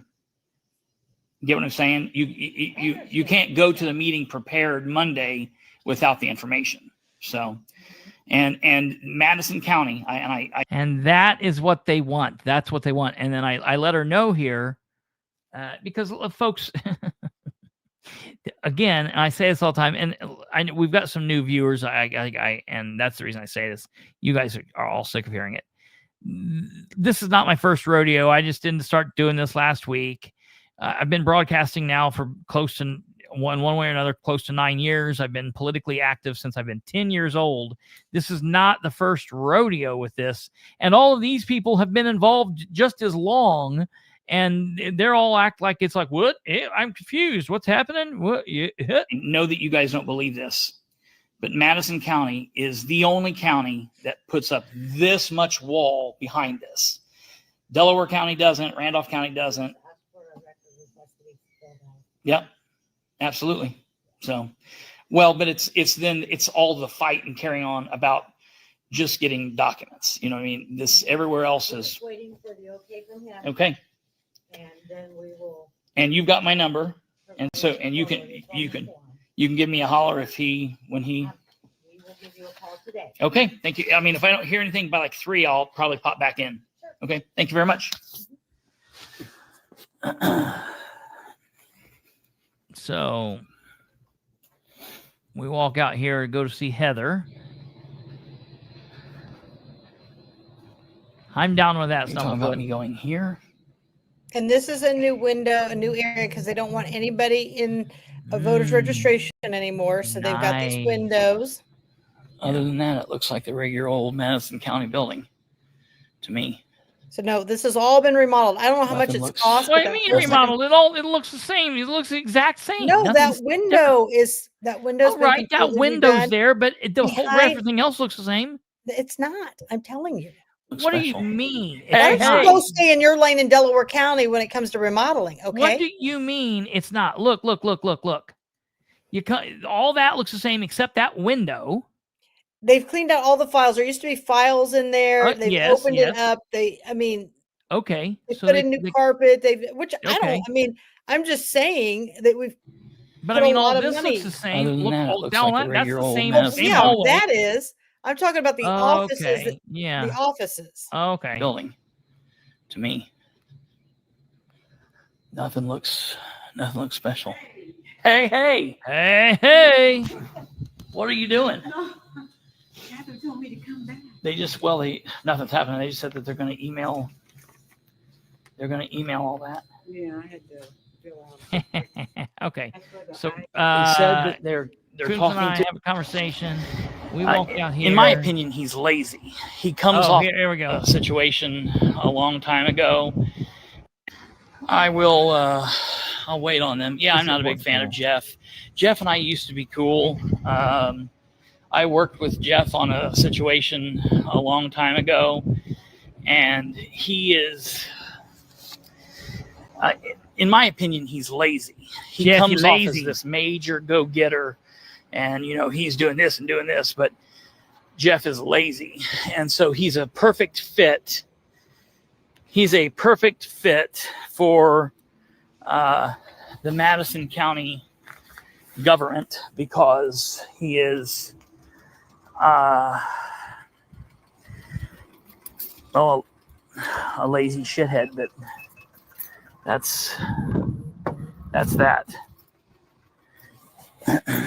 Oh, look at that. Look at my gun here. It's got 21 rounds that thing holds. Shoo. Call her and tell her to take pictures of what's on the board. Okay. All Now, right. when Christopher was See doing here. this was around 12:30, Yeah. and no notification or agenda was up on the website. Yeah. It wasn't up on the boards. Nothing. Now, That needs to be talked about. Hold on real quick. I want you guys to, one of the best things that happened. We'll talk about that in a minute because that's very important. Watch this. Look at this. We're going to read this sign here. Madison County courthouses have been erected on this site. Here we go. Here it comes. My favorite part of the whole day.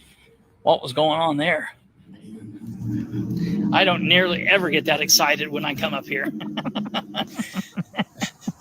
Matter of fact, it's the exact opposite. Isn't it though? It's draining to go in there. They must have had a different government going on back then. That was my favorite part of the whole day. Okay, so this is very, very, very important. What Katherine is talking about here is very important. So the reason I was just milling around here was Rebecca Crooms, Miss Crooms, our very favorite Rebecca Crooms here. Who we don't make sit in the back of the bus. Yeah, no. She's She can driving come the bus right up as far front as with I'm us. concerned. No, wait. No, that's bad too. She's driving the bus too. She said, God. We love Miss Crooms. Yeah, she can set. Rebecca's sitting in the middle of the bus, not driving and not at the back, not at the front, not at the back. Just she can sit wherever she wants. Right? If she wants to drive, she can drive. If she doesn't have to She wants drive. to tell us how to drive. That's fine too, with as much experience as she has. Good Lord. Okay, so here's the deal. She's walking back up and around all of the little areas where they put out notifications of meetings to verify if there is in fact a meeting, because keep in mind, if we go all the way back to the very first notification that Katherine talked to us about, and I want to put this on the screen here for 1 second. And The let's very talk first just thing, real quick about that notification. If I was grading this, yeah, she would have got an F-. Do you know why? why? There's no date on this thing that she is putting out. And I am sick Yeah, no, and that's real tired bad. of Mhm. watching people put out information that can't date their Yep. information. Yep. You ever see my post? Have you ever seen my post, Katherine? I'm the same way. You know what I I'll do? put a You date. Yeah. date everything. And Yep. the reason I do, I used to not do that, but the reason I do that is because when you search back through Facebook, it helps you find something. You can utilize, I think that was in November of that year, so I can go back. Okay, Listen, but right here. My kids will say to me, Mom, why did you write a date on this box of food in here? Well, that's if it's open, I put open in the Yeah. date so we know. Yeah. So this says, listen, Madison County Voter Registration Democrat Board member Devin Scroggins and Republican Board member Chris Lutz will present a proposed precincting process to the Madison County Board of Commissioners on Monday, December 1st at 10 a.m. in the Madison County Government Center. Okay. Last night, when that was sent out, there was no meeting. This morning, there was no meeting.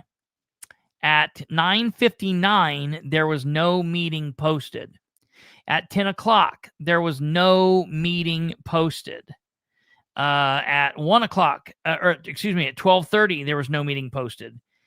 When did they, in fact, actually post the meeting, Katherine? Well, here's what I can tell you. I don't know what time they posted it, but what I can tell you is they posted it because they're all watching our shows knowing they're getting ready to be called on all this. So win for us. But yeah, right. But the bottom line is they did not post the meeting appropriately. They did not post the meeting because, and here's why this matters, folks.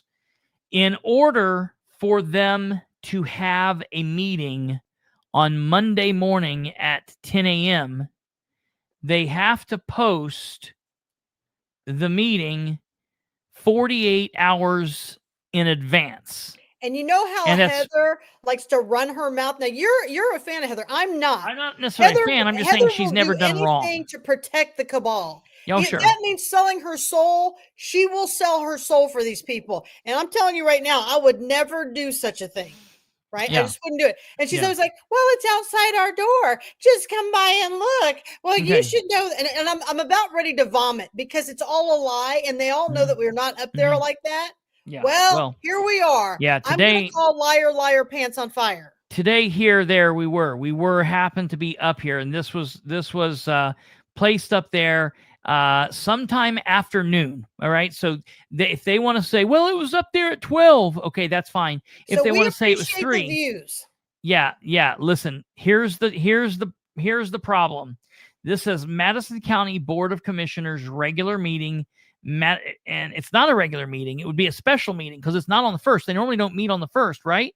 Yeah, they meet So- on the first and third Thursday, or First and third, Tuesday. or second and third? Tuesday. First and third Tuesday of Okay. every month. So it would be Oh, December 2nd. Yeah, so this is a special meeting, first of all. Okay, so this is a special meeting. Regular, so that's there. Madison County Government Center, room 110, blah, blah, blah, December 1st, 2025. Prayer, Pledge of Allegiance, approval of minutes, November 17th, 2025. Approval of claims, approval of job source claims, appointments, old business, resolution, reorganization job source as Heartland Cap, new business, coroner contract, Frankton Volunteer Ambulance Service, engineer, annual bid opening agreement, Langland Professional Services, Langan Professional Services, voters registration, precincting project, adjournment, next regular meeting December 16th, it looks like. Okay, I so wouldn't call re-precincting a project. yeah, right. Look at this little project. Well, the problem I have here is they cannot meet at 10 a.m. And you might say, well, wait a minute, 48 hours. They posted it today. That there's like then Wednesday and Thursday and Friday and Saturday and Sunday. The problem is it has to be 48 business hours. They're not open tomorrow. They're not open Thursday. They're not open Friday. They're not open Saturday. They're not open Sunday. So let's just give them the benefit of the doubt. And let's say they posted it at noon. Well, no, we were up there at noon. So let's say they posted it at 1 p.m. 1 p.m. to 2, 3, 4. There's 3 hours. And then Monday they get in there at what time? 8:30 or 9? 8:30. Let's say 8:30. So 8:30 to 9:30. So that's 4.5 hours. So we got 4.5 hours notice of this meeting. And here's the thing. I sent you the calendar, so we have proof that what happened was Madison County chose, the commissioners themselves You keep going. chose to, since we didn't have an election year this year, they decided to take Wednesday, Thursday, Friday, Saturday, Sunday, to have a 5-day weekend going into December. So this was how they did it. So I guess everybody can cook and do their thing. I would have thought they could have picked a better time to shorten a week, but to only be in 2 days. So they're not even in 50% of the week, knowing that they would have gotten Thursdays and Fridays off anyways. So here we stand with a 3-day vacation because of the holiday. And to be honest with you, if they have this meeting, even if they have it on Monday and they choose to do it in the afternoon, somebody needs to call them on it altogether, because the burden of proof really should be on the elected officials in the posting. Show me what time you posted it. Pull a camera and show me the timestamp on the camera of what time you put that up on the board. Because at the end of the day, you people have duped the voters. You have duped the taxpayers. We pay you to do a job. And the fact of the matter is, the clerk, Linda Smith, is not doing her job. She is incompetent. People, we cannot have her sit in that seat another 4 years. If we do, we are doomed. We already, I don't even, and somebody said this to me earlier. We don't have elections in Madison County. We have selections. And I don't disagree with that, because now that we see how the ballots can be manipulated and the machines can be manipulated, you're right. We have selections. They do have the ability to change those machines to their outcomes. And this is a big problem. We even watch it in the challenges. In the challenges, they always forgive the people that they want. Oh, well, Richwine didn't initial his application. Todd Kolb didn't use his legal real name. Well, I'm hoping that there's some people out there who really don't want to run for an office. And I want you to go get the application, go pull Kolb's application, go pull Richwine's application, fill it out exactly the same way they did theirs.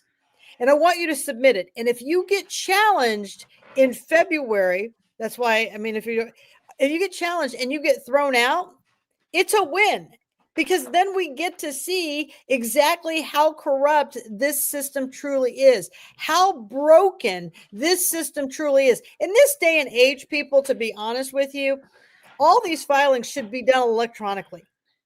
That is just the bottom line. It should all be electronically so that we have things timestamped, because what we have figured out is that these people just can't be honest. There's something within them that they just can't do the right thing, even when everybody is watching, and then they thumb their nose at you. Look at Chris Lutz. She has no idea how to do her job. She has no idea that an IEC 8 is an on-demand request, that you have to give that. That those attachments are all there. If you're calling a public meeting, then you need to have all of your material together to give to the public. Kelly Hewer, people, listen, I know that she talks crap about me all the time, but if she was worth a penny, I'm not even going to say a nickel, she would have attached all these documents to that and said, here, please share this. Go walk around to your precinct committee houses. Go talk to the people in your public. Show them what these maps are. Get people involved. That's truly what a leader should be doing in all these parties, but you're not seeing anything of the sort. All you're seeing is these private meetings of these elected officials who want to say, what can we do to keep everybody uninformed? What can we do to dumb everybody down? What can we do to dupe the people so that we can rise above everybody? This has to change, and it only changes when the people come together enough to do that. Today was a huge win for the people. Well, I stepped away for a second, but I heard you talk. They can't have a meeting anytime Monday. They cannot have a meeting. Yeah. No, I understand that, but because they're watching, we see. So here's the thing, Catherine and I were talking. What is their punishment? You're right. The so hold on here. The prosecutor, Rodney Cummings, lets them get away with anything. We've seen it with the machines. We've seen it. The state police lets them get away with anything. They don't ever intervene. Right. The Secretary of State is worthless as tits on a board. Right. So here's the deal, though. Here's the deal. So Catherine and I were talking before the show. Should we talk about this and not let them know that we know that they hadn't had this posted before noon? So listen, Heather, and listen, Linda, and Chris and Devin and Kelly and all of you, the whole Tim Lannon, lot of he's you. an attorney.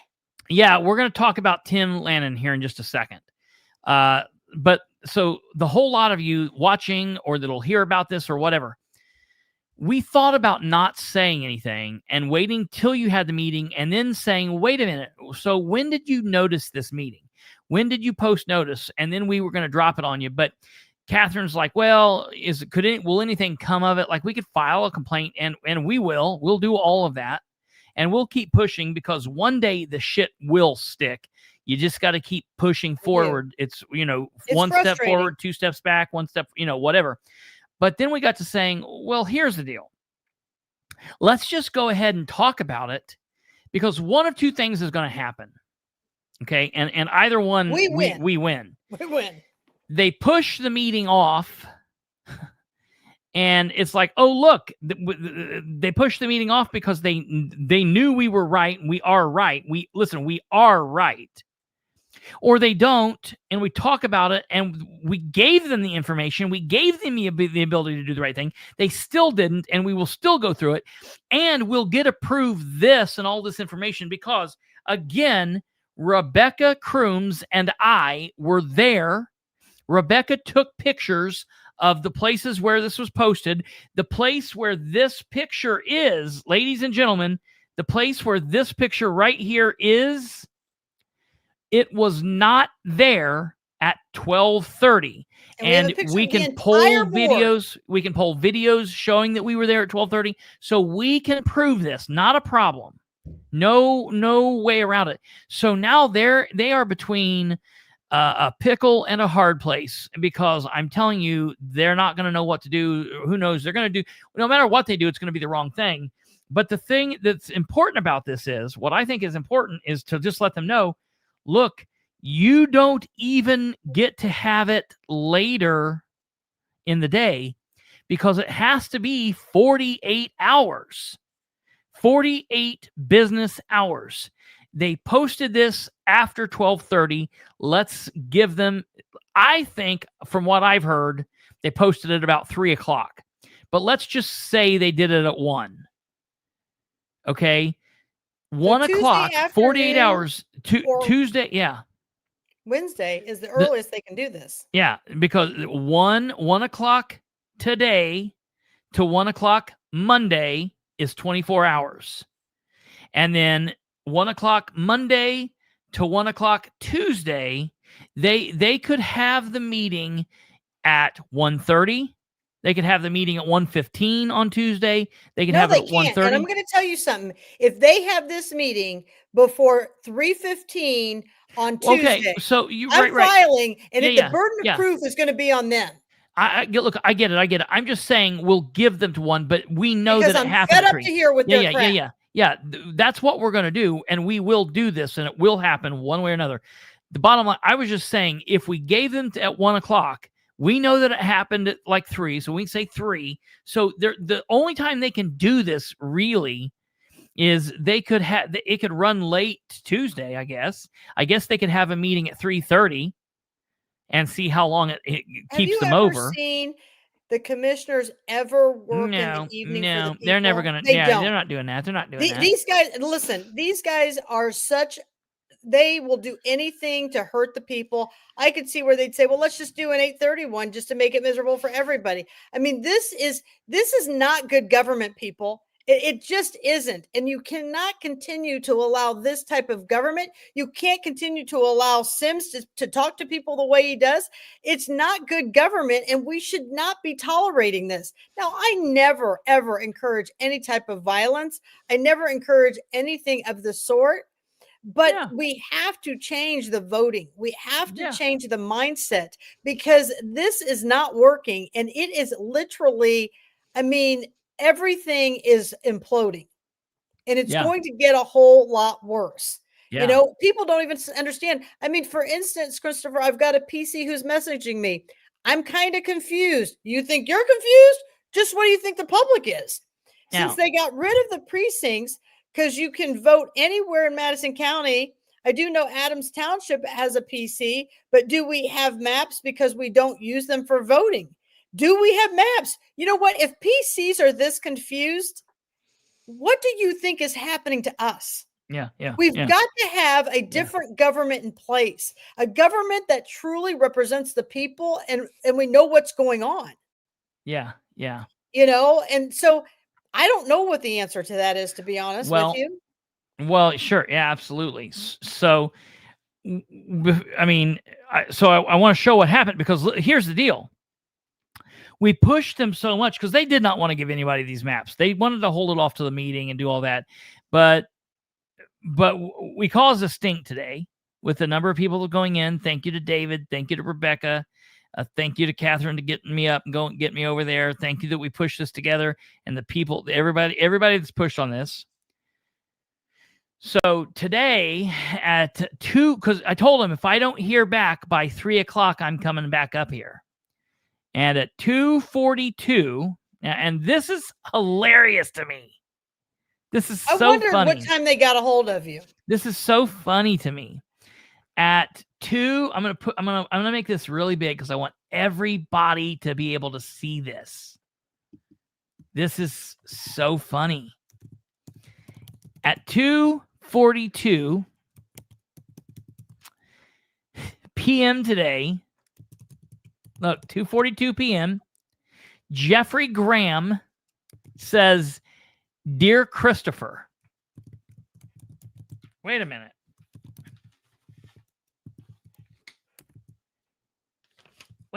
It says John Public right there. It says John Public. I filled out. Playing along. I filled out it all John Public, and I gave him the address. I didn't give him KH Bilbrey. I gave him TPS program. Jeffrey says, "Dear Kristopher." He saw the video. Ooh, hello, Jeff. Remember that time we did the stuff? Never mind. Remember when you used to be cool and not such an asshole? Go back to those times. Anyways, dear Kristopher, Per your records request, a copy of which is attached hereto, please find copies of the proposed precinct maps and the IEC8s. With regard to current maps, voter registration utilizes GIS and no PDF format map is maintained. Okay, that's fine because we can utilize GIS and it's there. We can see it. So that's no big deal. Okay, so it's all's well there. So let's go down and let's take a look at this. Okay. Here's what I'd like to know. Mhm. How much did this cost the taxpayers to have an attorney do the job that we're already paying that people they to do? should have done? I know. God, how much money are they wasting each and every month in this bullshit? Having him They do all do of this in lapel. They do this. I mean, I just cringe at the fact that these people can't even go potty without asking the attorney, Yeah. unless they're pissing on the people. Yeah. Yeah. Right. So, yeah, when they could have given me the paper copy within 5 minutes. You know what they could have done? They could have given it to David and left my ass out of it. Right? You know, like, you mean somebody from outside of Madison County had to come make you do the job? And that's what I mean. Had you not gone up there, it would have never, ever evolved. Now, I would say if I would have gone up there, I think it still would have evolved too. But I'm so grateful that Kristopher could do it because I would have never been able to compose myself in such a professional manner as Kristopher, because I would have been done with that conversation after about 90 seconds. I would have been like, are you people like you can't read? Are you illiterate? I don't know. Because my patience on playing dumb for this long is just really it's unbelievable. I mean, do these people ever get tired of playing dumb? Because you really can't be this stupid. Okay, but maybe they are. I don't know. Yeah. Yes. So the ICE8 forms are basically the information about all of the precincts in their area. Okay, that's right, Kate. So there's name of proposed precinct, Adams 1. Is this a new precinct? No. District information, Congressional 5, Indiana State Senate 25, Indiana House 36, number of active voters 961, number of inactive voters 66, number of registered voters total 1027, total number of precincts in the county if submission is approved 103.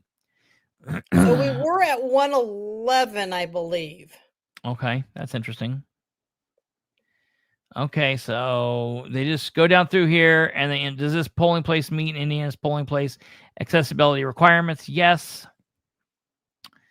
Briefly state the reason for the precinct changing to align with municipal boundaries.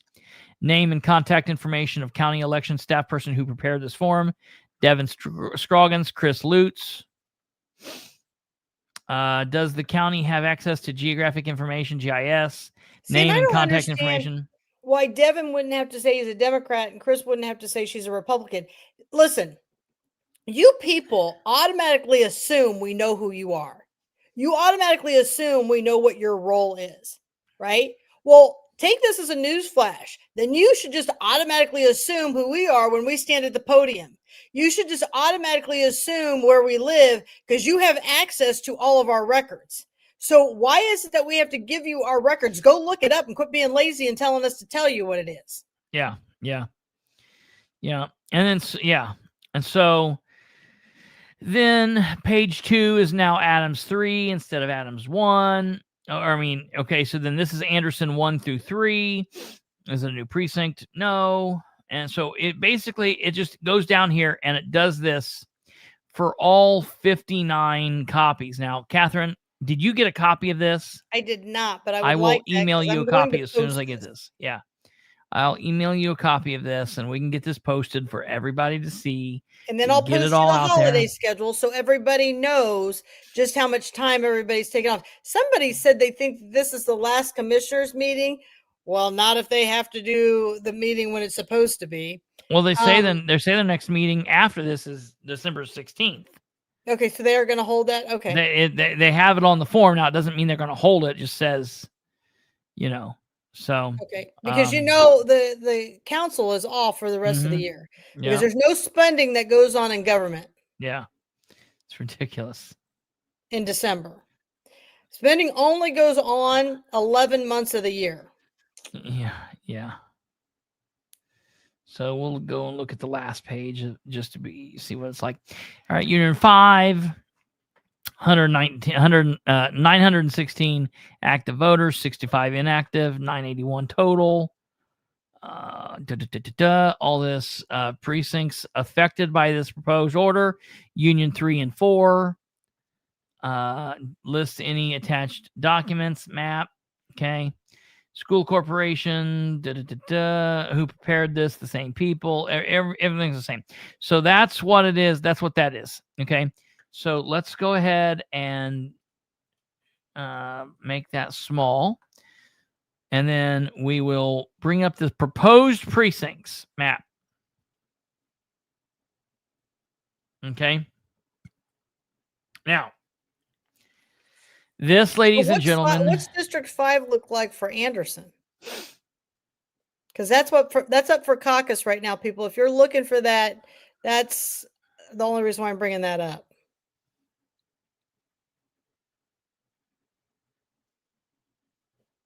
And people have been questioning my posts about that. Yes, it has to be replaced by another Democrat. Indiana code says people have argued with me. Well, about what? About the fact that anybody can go run for that seat. And I'm nobody like, no, can. it has It's to be replaced. got to be a Democrat. So yeah, that was last There's weekend. no question, Andrew. It has to be a Democrat. So 5. We'll find out where 5 exactly is.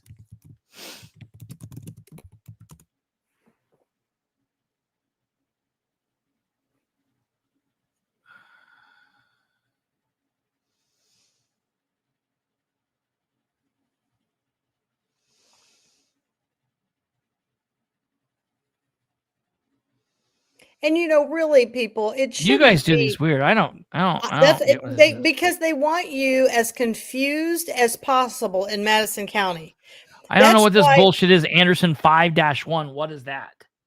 I don't know. We're gonna have to look at it then. So, and that's the whole thing is these looks that they give you when you're asking them questions. It's the same thing Dr. Green does.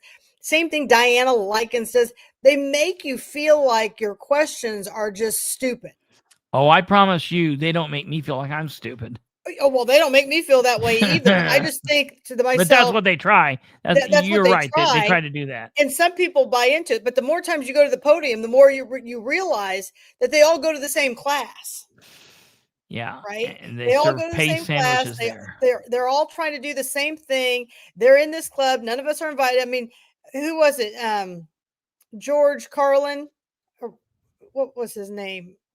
He said it's a club that none of us are comedians. Yeah. That none of us are invited to. Yeah. Now, really quickly, we need to get ready to wrap up here. We're going long, but I do want to talk about this really quickly. So today there was a little bit of confusion about who or what was having the meeting on Monday. There was some talk about whether it was an election board meeting or was it a commissioners meeting? Was it a commissioners meeting that the election board was going to be in? Was it an election board meeting that the commissioners would be in? Were they not going to have a meeting because they weren't noticing it properly, or what the deal was? So I took it upon myself to I like a self-starter. I like somebody who can take things and run with it. Yeah. Took it upon myself to contact the 3 commissioners. No. Oh, the election board: Michelle Daniels, Tim Lannon, and Linda Smith. Yep. Are they all on vacation? Yeah, right. It's so crazy. Because if you got ghosted by anyone, that's what Rick Gardner did to me. I asked him a question. He's like, "Who is this?" I'm like, "It's Katherine," and he wouldn't respond anything more to me. Well, so I just sent the message. I don't feel like I need to. people don't identify me. I always have to ask who they are when they text or call me. So I'm like, I'm not going to identify. I'm just going to ask a question. That's a text message. Like, everybody acts so weird. They're like, how did you get my phone number? What do you mean? It's not your bank account number. Public record. It's not your PIN. Listen, it's not your social you want security us to number. give an address. It's not your shoe size. This is just a phone number. Yeah, Tim Lennon telling people he's a size 8, but really he's a size 4. Well, we got your number, Tim. I give out my cell phone number on this show. Dude, what? Yeah, right. You know what I'm saying? Now, I don't like to have my number posted because, well, I want to sometimes shut off a little bit from my patients, but I am the on-call person, so I do take the calls. Not that I mean, again, I don't have a problem with my patients calling me by any means. It's fine. But my phone would never stop if we didn't use the office phone. Yeah, right. Yeah, well, so, yeah, it's just people act so weird about that. So anyways, I text the 3 election board members because at first we were thinking it was an election board. And I say, I address them each by their name. Hello, Tim. Hello, Linda. Hello, the lady that looks like hold on, who does she look like? She looks like somebody that From I know. the 80s. Yeah, dude, what? She's a groupie. Yeah. What is the deal with that haircut, man? What is the deal? Hold on. I got to put her up here so people can see And it. listen, she's not about the people. And she's look, never well, going to and- be about the people. Well, hold on. I thought you were going to do something. I thought you were going to do something nice. Like, hey, listen, it's not nice to make fun of people or to make fun of people's looks. Like, look, I'm a fat ass. I'm a slob. It is what it is. Whatever. Say whatever you want to say. Like, I can take Listen, it. I take after it. the horror that she has put me through, I'm not even having it. Where's now, there? listen, Look at this. I sent Look it to at you this. in Messenger. Look at this. What the hell is this? There you go. Did she just? I mean, I guarantee you, she's got those old purple people color jeans on that look like they got too much starch. Like she just got off. She's like a cowboy. She just got off. This is the female, Sam Elliott. Like, what is going on here? What? It looks like she's going to say, "What in tarnations? What Well, tarnations is going on in this here election board meeting?" And look at this group. Really, what she's going this- to say is, "What tarnations?" And I want to tell everybody something. I personally know Michelle Daniels. She did a lot for us when we ran for coroner in Elwood. And after we won, she screamed and yelled at me so much because I wouldn't get on my knees and kiss the ring for Russ. And that was our big falling out. And I told her, I'm sorry, you must have me mistaken for somebody because I can't be bought or sold. I'm not interested in that. And I'm never going to kiss the ring and I'm never going to get on my knees for anybody. I'm telling you that right now. So I wasn't raised that way, never going to be that way. It's the reality of it. So she really can speak when she wants to, and she can scream and yell with the best of them, and she's got a potty mouth. So let there be no mistake of who you're dealing with. Does she really? Because she seems also like prim and proper. And no, you want to talk about Dr. Jekyll and Mr. Hyde? I remember the lady that you said. So this is the lady that did that? Yeah.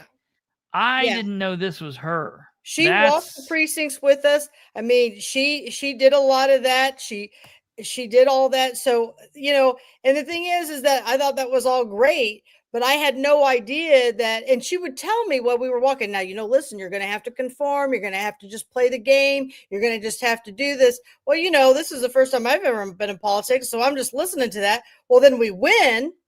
And then now she's like threatening me and demanding me to do something. I'm like, whoa, slow your roll. And it never happened with me. Has, you know, she, I don't know this. So I text her, I text Linda. Of course, I knew I wasn't going to get anything back from Linda. I text Tim. And so this is what I said. I said, hey, each of their names. Tim, I'm trying to follow up. Is there a Madison County Election Board meeting on Monday, December 1st, 2025? To which, about 30 minutes later, I get a message that says, sorry, who is this? And I'm like, what? Does that change the Why answer? can't you just simply say yes or no? Like, yeah, right. That's a weird, I should have said, that's a really weird way to spell yes or no. Right? I said, oh, it's Chris. ... But I was just checking if there was a meeting on Monday, ? And he didn't respond. And he didn't respond, and he didn't respond. So at 8:02, I responded and said, so long drawn out O's.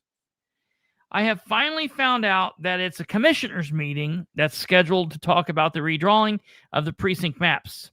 However, I'm concerned that I asked you and you apparently refused to answer. Tim, it's time to step down. Your heart isn't in it anymore. You've forgotten the part about being a public servant. And then I just sent that to him, to which he didn't respond. And he's not the only one. Linda Smith's that way. John Richwine's that way. Rick Gardner's that way. I mean, they're all, their time is up and they need to go. Yeah, dude, what? I mean, like, the people are no longer what's important. I try to not hate people, here's the but thing. they make me hate them. At the end of the day today, people, I was trying to see patients. Got patients in the hospital. It's a holiday weekend. Everybody's trying to get in a small amount of time. But I care enough about the people, and so does Kristopher. To say screw on her patients, and she leaves them waiting. Others, no, I still manage them. A lot, actually, a lot of my patients are in the office and they're bringing me information. They're like really involved and engaged with a lot of this stuff. It's great to see, especially my older patients. Oh, they just love it. They think they said this has been a long time coming. They've watched this corruption for the longest time. Yeah. And so the thing is, we do care about right and wrong. We do care that the public is informed. And so this isn't about a standoff. This is about trying to show people how to do the right thing, even when no one's looking. And that's all we're trying to do. But if it's a standoff they want, I'm your Huckleberry. And that's me too. I'm willing to go toe to toe. And I'm telling you right now, if Sims ever told me to sit down, I'm telling you right now, it would have been on in that room. He don't even have to tell me. Like, if I would have been there and heard him talk to Rebecca like that, it would have been a problem too. Mm-hmm. Yeah. So before we wrap up, I think lastly, and then I'll give you the final word. Katherine sent a question to me in the private chat while we've been talking. Somebody had asked her.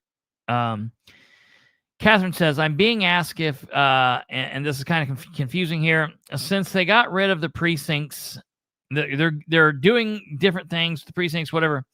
But because, see, so what the precincts used to be for, like technically, was it's your little area, your neighborhood, and a little more, and you'd go vote there. So it was easy to, have that and have it cornered off. Well, since they did away with precinct voting and they're now election board voting, like, why does any of this matter? Why is there this? Because you can go vote anywhere. You don't have to vote at your precinct area. And hell, a lot of places don't even have voting at their old precinct area. They now have vote centers. So, what's the deal? Well, you still have precincts, number one, because you still have to, on your voter registration, you still live in a certain area. And those precincts make up the districts for city council or county council or commissioner. And so they have to know where you live, because they can't have me, even though I, Kristopher Bilbrey, who where I live in my area, I can vote. Where I'm at is in District 34 for Indiana House District.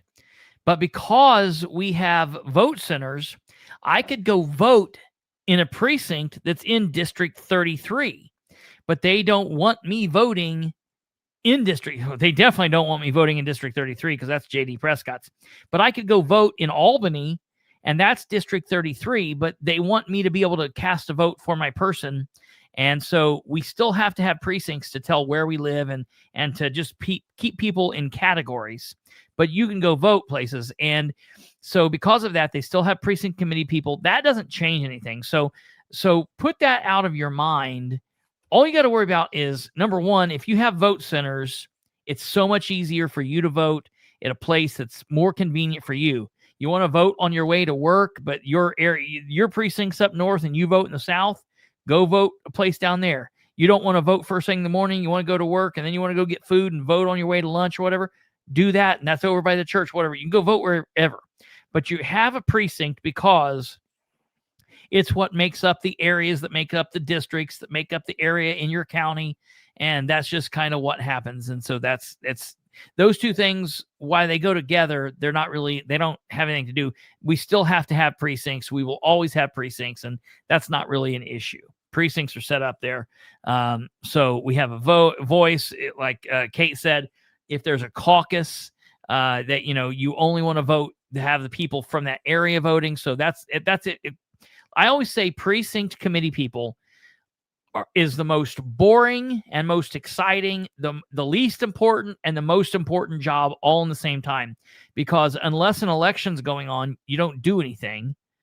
And it's not like a crazy big thing. You don't get paid to do it, but it's an important role to help candidates in your area. A good precinct committee person, if a candidate gets hooked up with a good precinct committee person, that can make the break a candidate's win. So many people go talk to all the voters. You need to spend time talking to the precinct committee people.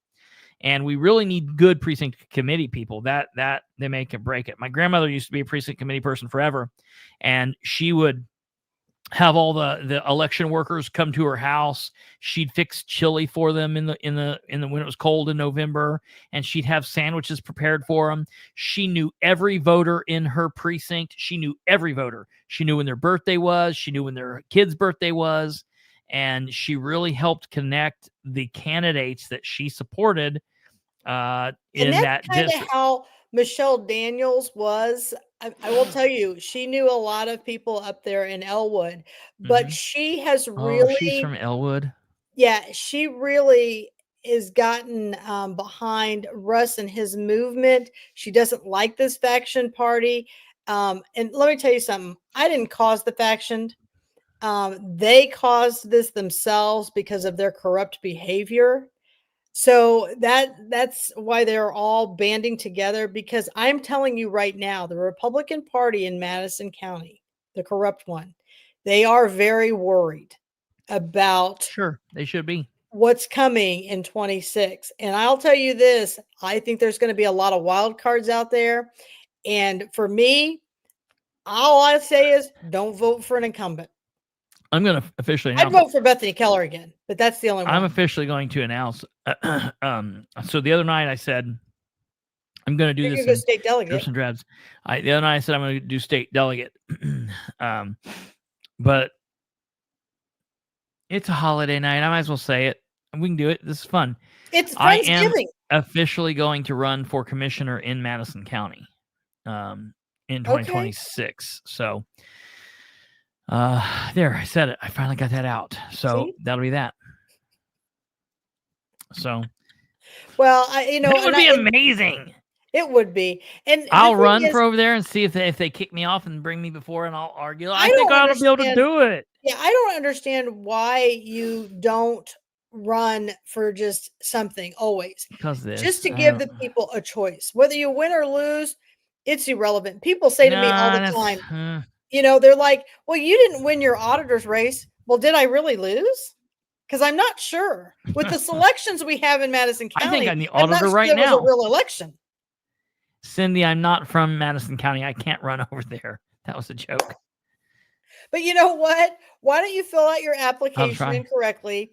Let's see if they challenge you. Maybe they won't challenge me. This is how it is. It's going to be a lot crazier. I want you to know that the reason why they've brought out Michelle Daniels is she's going to bring out more tricks up her sleeves. She has no problem dying on that sword to challenge the people. These people have been meeting since January. They've been the election board. They're meeting to figure out ways on how to keep good people out of running What is because the they lady know that, the gig is up. what's the lady that used to like me and would watch me, but then stopped liking me because I don't like Beckwith, and I questioned Beckwith. She came over and hung out in your car. She's from Delaware County. She's a real soft-spoken, Birdie? nice. No. Real soft-spoken. Lives in Delaware County. Her husband just passed away not too long ago. I thought that's who that was. What did you say your name was? Birdie. No. I know who you're talking about. I can't. She hangs out with Denise Spooner, I think. Yeah. Friends with Denise. Yeah. I got to think of her name. We got to think of her name. It's I very important. thought that's who it was. You thought it was Denise Spooner? No, I thought it was. Does it start with an Birdie. S? Hey, good job. That's good, Cindy. You should do that. Carol. It's not Carol. I thought it was like Bertie Breckenridge or something. No, I know who that is, but that's not her. No, she's from Delaware County, man. She's got gray hair. Kate, you know who I'm talking about. She's real religious. It's not Janet Dixon. Let me see. It might be. Yeah.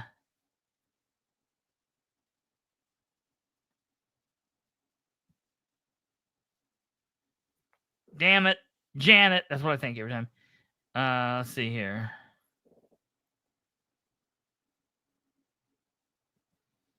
Let me see. Hold on.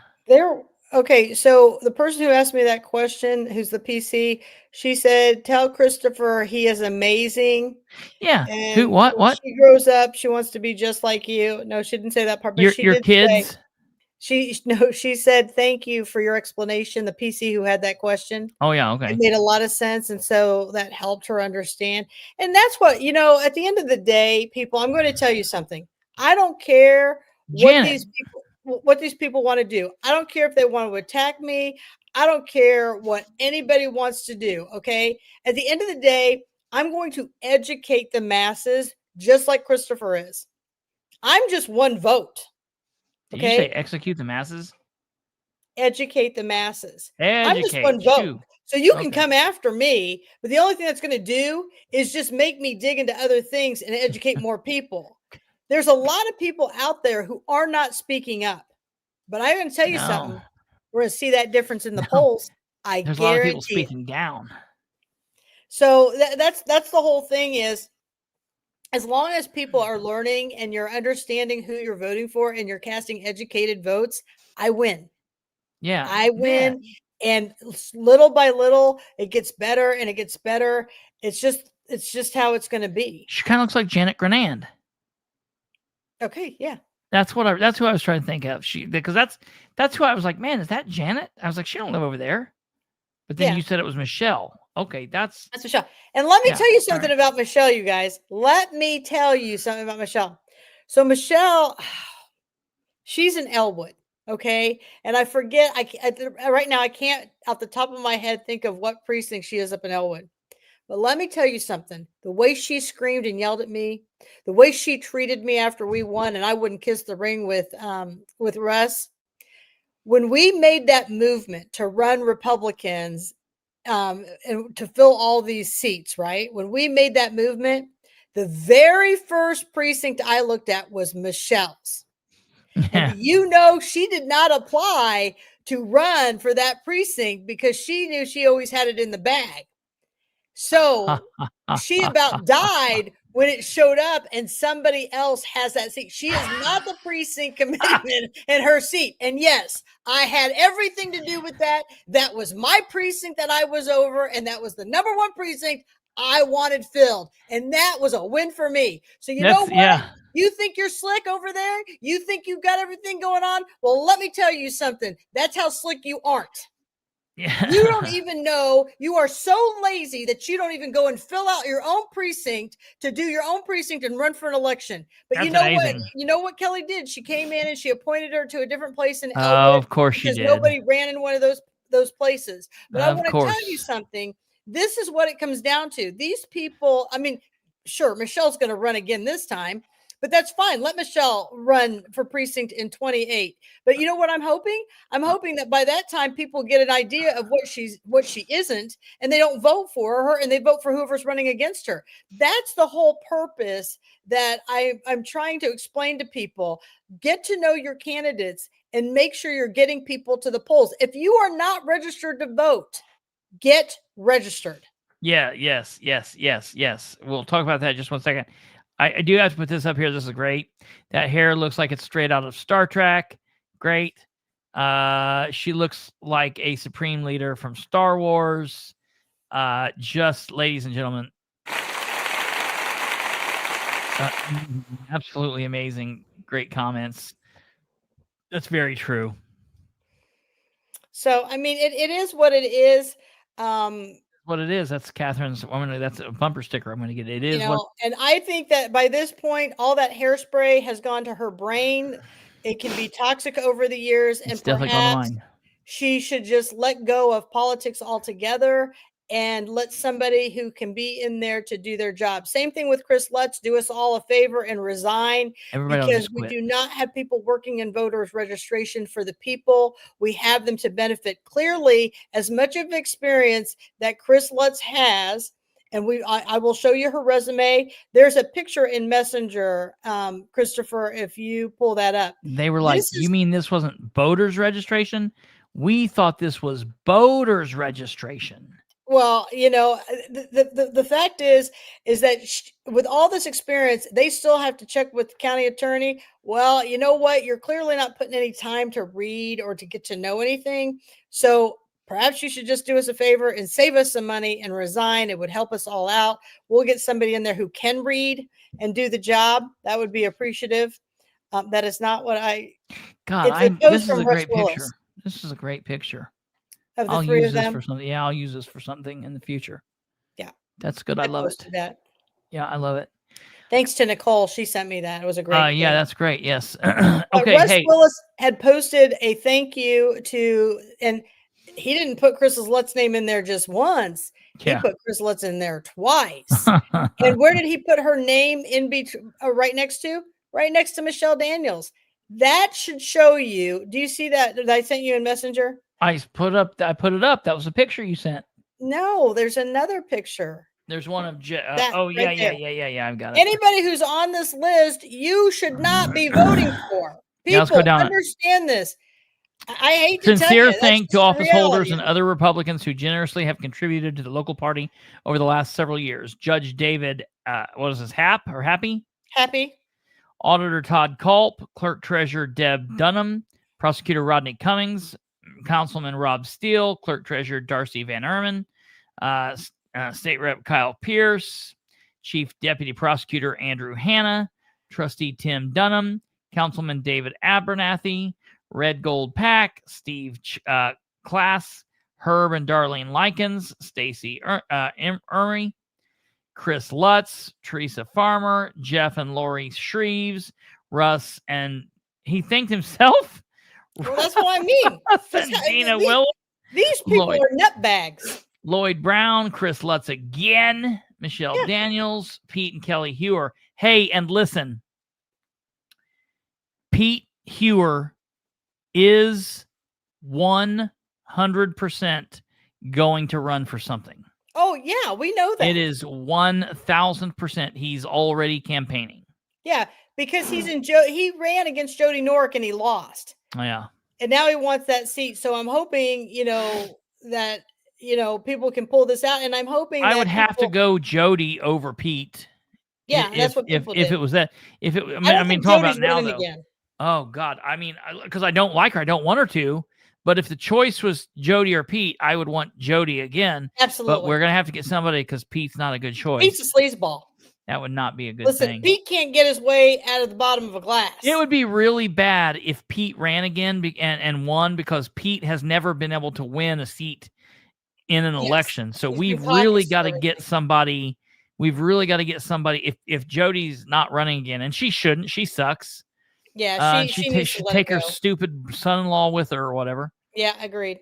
Um, And you know, the thing with Pete Hewer, if you look at his resume, everything he's been involved in, even in his own personal life, his own personal jobs, he has single-handedly pretty much destroyed it. He tells you that. Happy that he was fired. Yeah, I mean, he tells you, well, I was fired from this job and I was fired for that job. And it's almost like he's ready for you to lift a glass and say cheers. Who does that? Yeah, I love it. I'm like, yeah, all right. I mean, Tell me what if an you idiot you listen are. to what he says, when I listened to him the first time I'd ever seen him, I'm thinking, this guy is a nut job. All he does is get up here and talk about his failures. He needs some counseling. Just saying. Yeah, that was weird. He's very strange. Anyways, hey, the voters registration shit's down at the bottom. It takes exactly 3 minutes. You need your driver's license. You can do it on your phone, your tablet, your laptop, your computer. www.indianavoters.com, indianavoters.com, indianavoters.com, www.indianavoters.com, Indiana Voters with an S at the end.com. It takes you 3 minutes. Voters registration is open now. Get it done because it will close up every year. It'll close up. People forget. And I get some of the weirdest people, some of the people you just wouldn't believe, people who watch this show nightly religiously. Then they'll call me the day after it closes, or they'll call me on election day and be like, hey, I can't vote. I'm not registered. And I'm like, how, man? How? Right. Well, and here's the thing with what they should do on voters day or election day is they should allow people to go ahead and register on that day because they're already at the poll. It just doesn't take effect until the next one. You know what you could do is you could go ahead and collect the papers and yeah. I mean that's really what. But you know what? That is way too much like serving for the people. That's not something they're going to do. I know. And that's the whole thing. And I think actually Nicole will be running in that district. I think she's in Jody's district. And I think I think Mikhail Vaughn's running in that one, Nicole and Pete Hewer. If Pete goes for district, but Pete couldn't even win his own district last time. God. So I don't know what Pete will run for. Because we know that the recorder is still going to be Angie Abel, Numbnuts. Linda is going to run for clerk again. Somebody's got to run for clerk. You know what? If we could take the clerk seat, you know how much a person could expose? Yeah. That's where you need that seat. Yes, that would be a big. And I actually would like to see a person win that seat who really doesn't have a lot of experience. Because maybe then she would just be like, well, let's just do live videos all the time and say, hey, what do you guys think about this? And hey, what do you guys think about that? Maybe it's the only way through at this point. Is what I understand what you're saying. So like, hey, we have these machines and this is where we keep them locked up. Did you know we do this with it? And we do that. Who would do that? Who would do that? I don't know. Somebody. Just if they were running. I get what you're saying. If they were running and they didn't have a lot of experience, but they wanted to get into politics. I think exposing all the corruption is great. So Ollie Dixon, okay, so that's a municipality race. That's not up. They run in 27 for. No, they run in 26 for 27. No, they run in 27 for 28. 28. Okay, yeah. So they're only got 2 halfway years. through theirs. Yeah, they're only 2 years through theirs municipality. So nobody's running in the city of Anderson. Yeah. This is the election, and we don't have an election this year. Of course, we're through November. It's over. So this year's up. In 26, it's the midterm elections. We are off a year. So for us, it feels like it's the start of a whole new 4-year cycle. We do the midterms in 2026. No, I think he was telling he couldn't tell if your eyes were open or not. Again, well, we recycled a joke. We were able to recycle that joke. No, but 2026 is midterms. Then 2027 is the city municipal elections. And then 2028 is the presidential. And then in 2029, we rest. And so in Madison County, we do not have anyone but a Republican who holds seats in the Madison County. It will be interesting on what they do with this redistricting. What do you mean you're talking about the county as a whole? County as a whole. Or not the county as a whole. You mean just the county, because the city has Democrats. But exactly. The county election, they are all held by Republicans. Mm-hmm. It will be interesting because as we saw this last election that went on in other states, that Democrats won because of this redistricting and vice versa. So it will be interesting to see what happens in Madison County. It's a very red county. Yeah. So, all right, Katherine, I appreciate it. Yes, Thank you. Rachel Landers, another 2 years. You guys voted her, you got her, and I tried to warn you. So that's going to do it for us. Katherine, thank you. As always. Hey, thanks for letting us crash this tonight. I know when you woke up this morning, you didn't think this is where your day would go to, but it was a go Diego, go. Yeah, no, I was happy. Find the maps, and you did a great job. You have, you don't celebrate Thanksgiving, do you? Japanese people don't do that? It's, this is the one day where the phones don't ring. I don't have to answer to anybody. My daughters go with their dad to his parents. And it's just a day of some rice and, whatever else we choose to put with that rice. There'll be no turkey over here. You're not going to sing. Never mind. I'm not even going to say it. I hope everybody has a great Thanksgiving. I want you to know I'm going to call you on my family to yours. This is a great Friendsgiving, and I am glad that we could share tonight together. Yeah, it was a good time. And I can guarantee all of you this: Kristopher's name and my name and some others will be quite the topic around the Thanksgiving table this year. That's a win for us. I'm gonna Peking ducks. I'm gonna call Katherine. That's Chinese. She's gonna sing me rah rah rah rah rah rah rah rah rah. God. Ooh. Okay. Well, ladies and gentlemen, wait a minute. Damn it! I said Japanese. I said it right. I forget what you literally are because I always try to say the opposite. So you aren't Chinese. You're really Japanese. I screwed it up this time. Well, all right, whatever. Anyways, thank you, Katherine. As always, have a good Thanksgiving, you and your family, and we'll see you back. I keep acting like it's the end of the year. We'll just be back next week. We're just taking a couple days off. We have to think of no gobbles, just quacks. We have to think of fish or something. Yes. Not ducks. That's hilarious.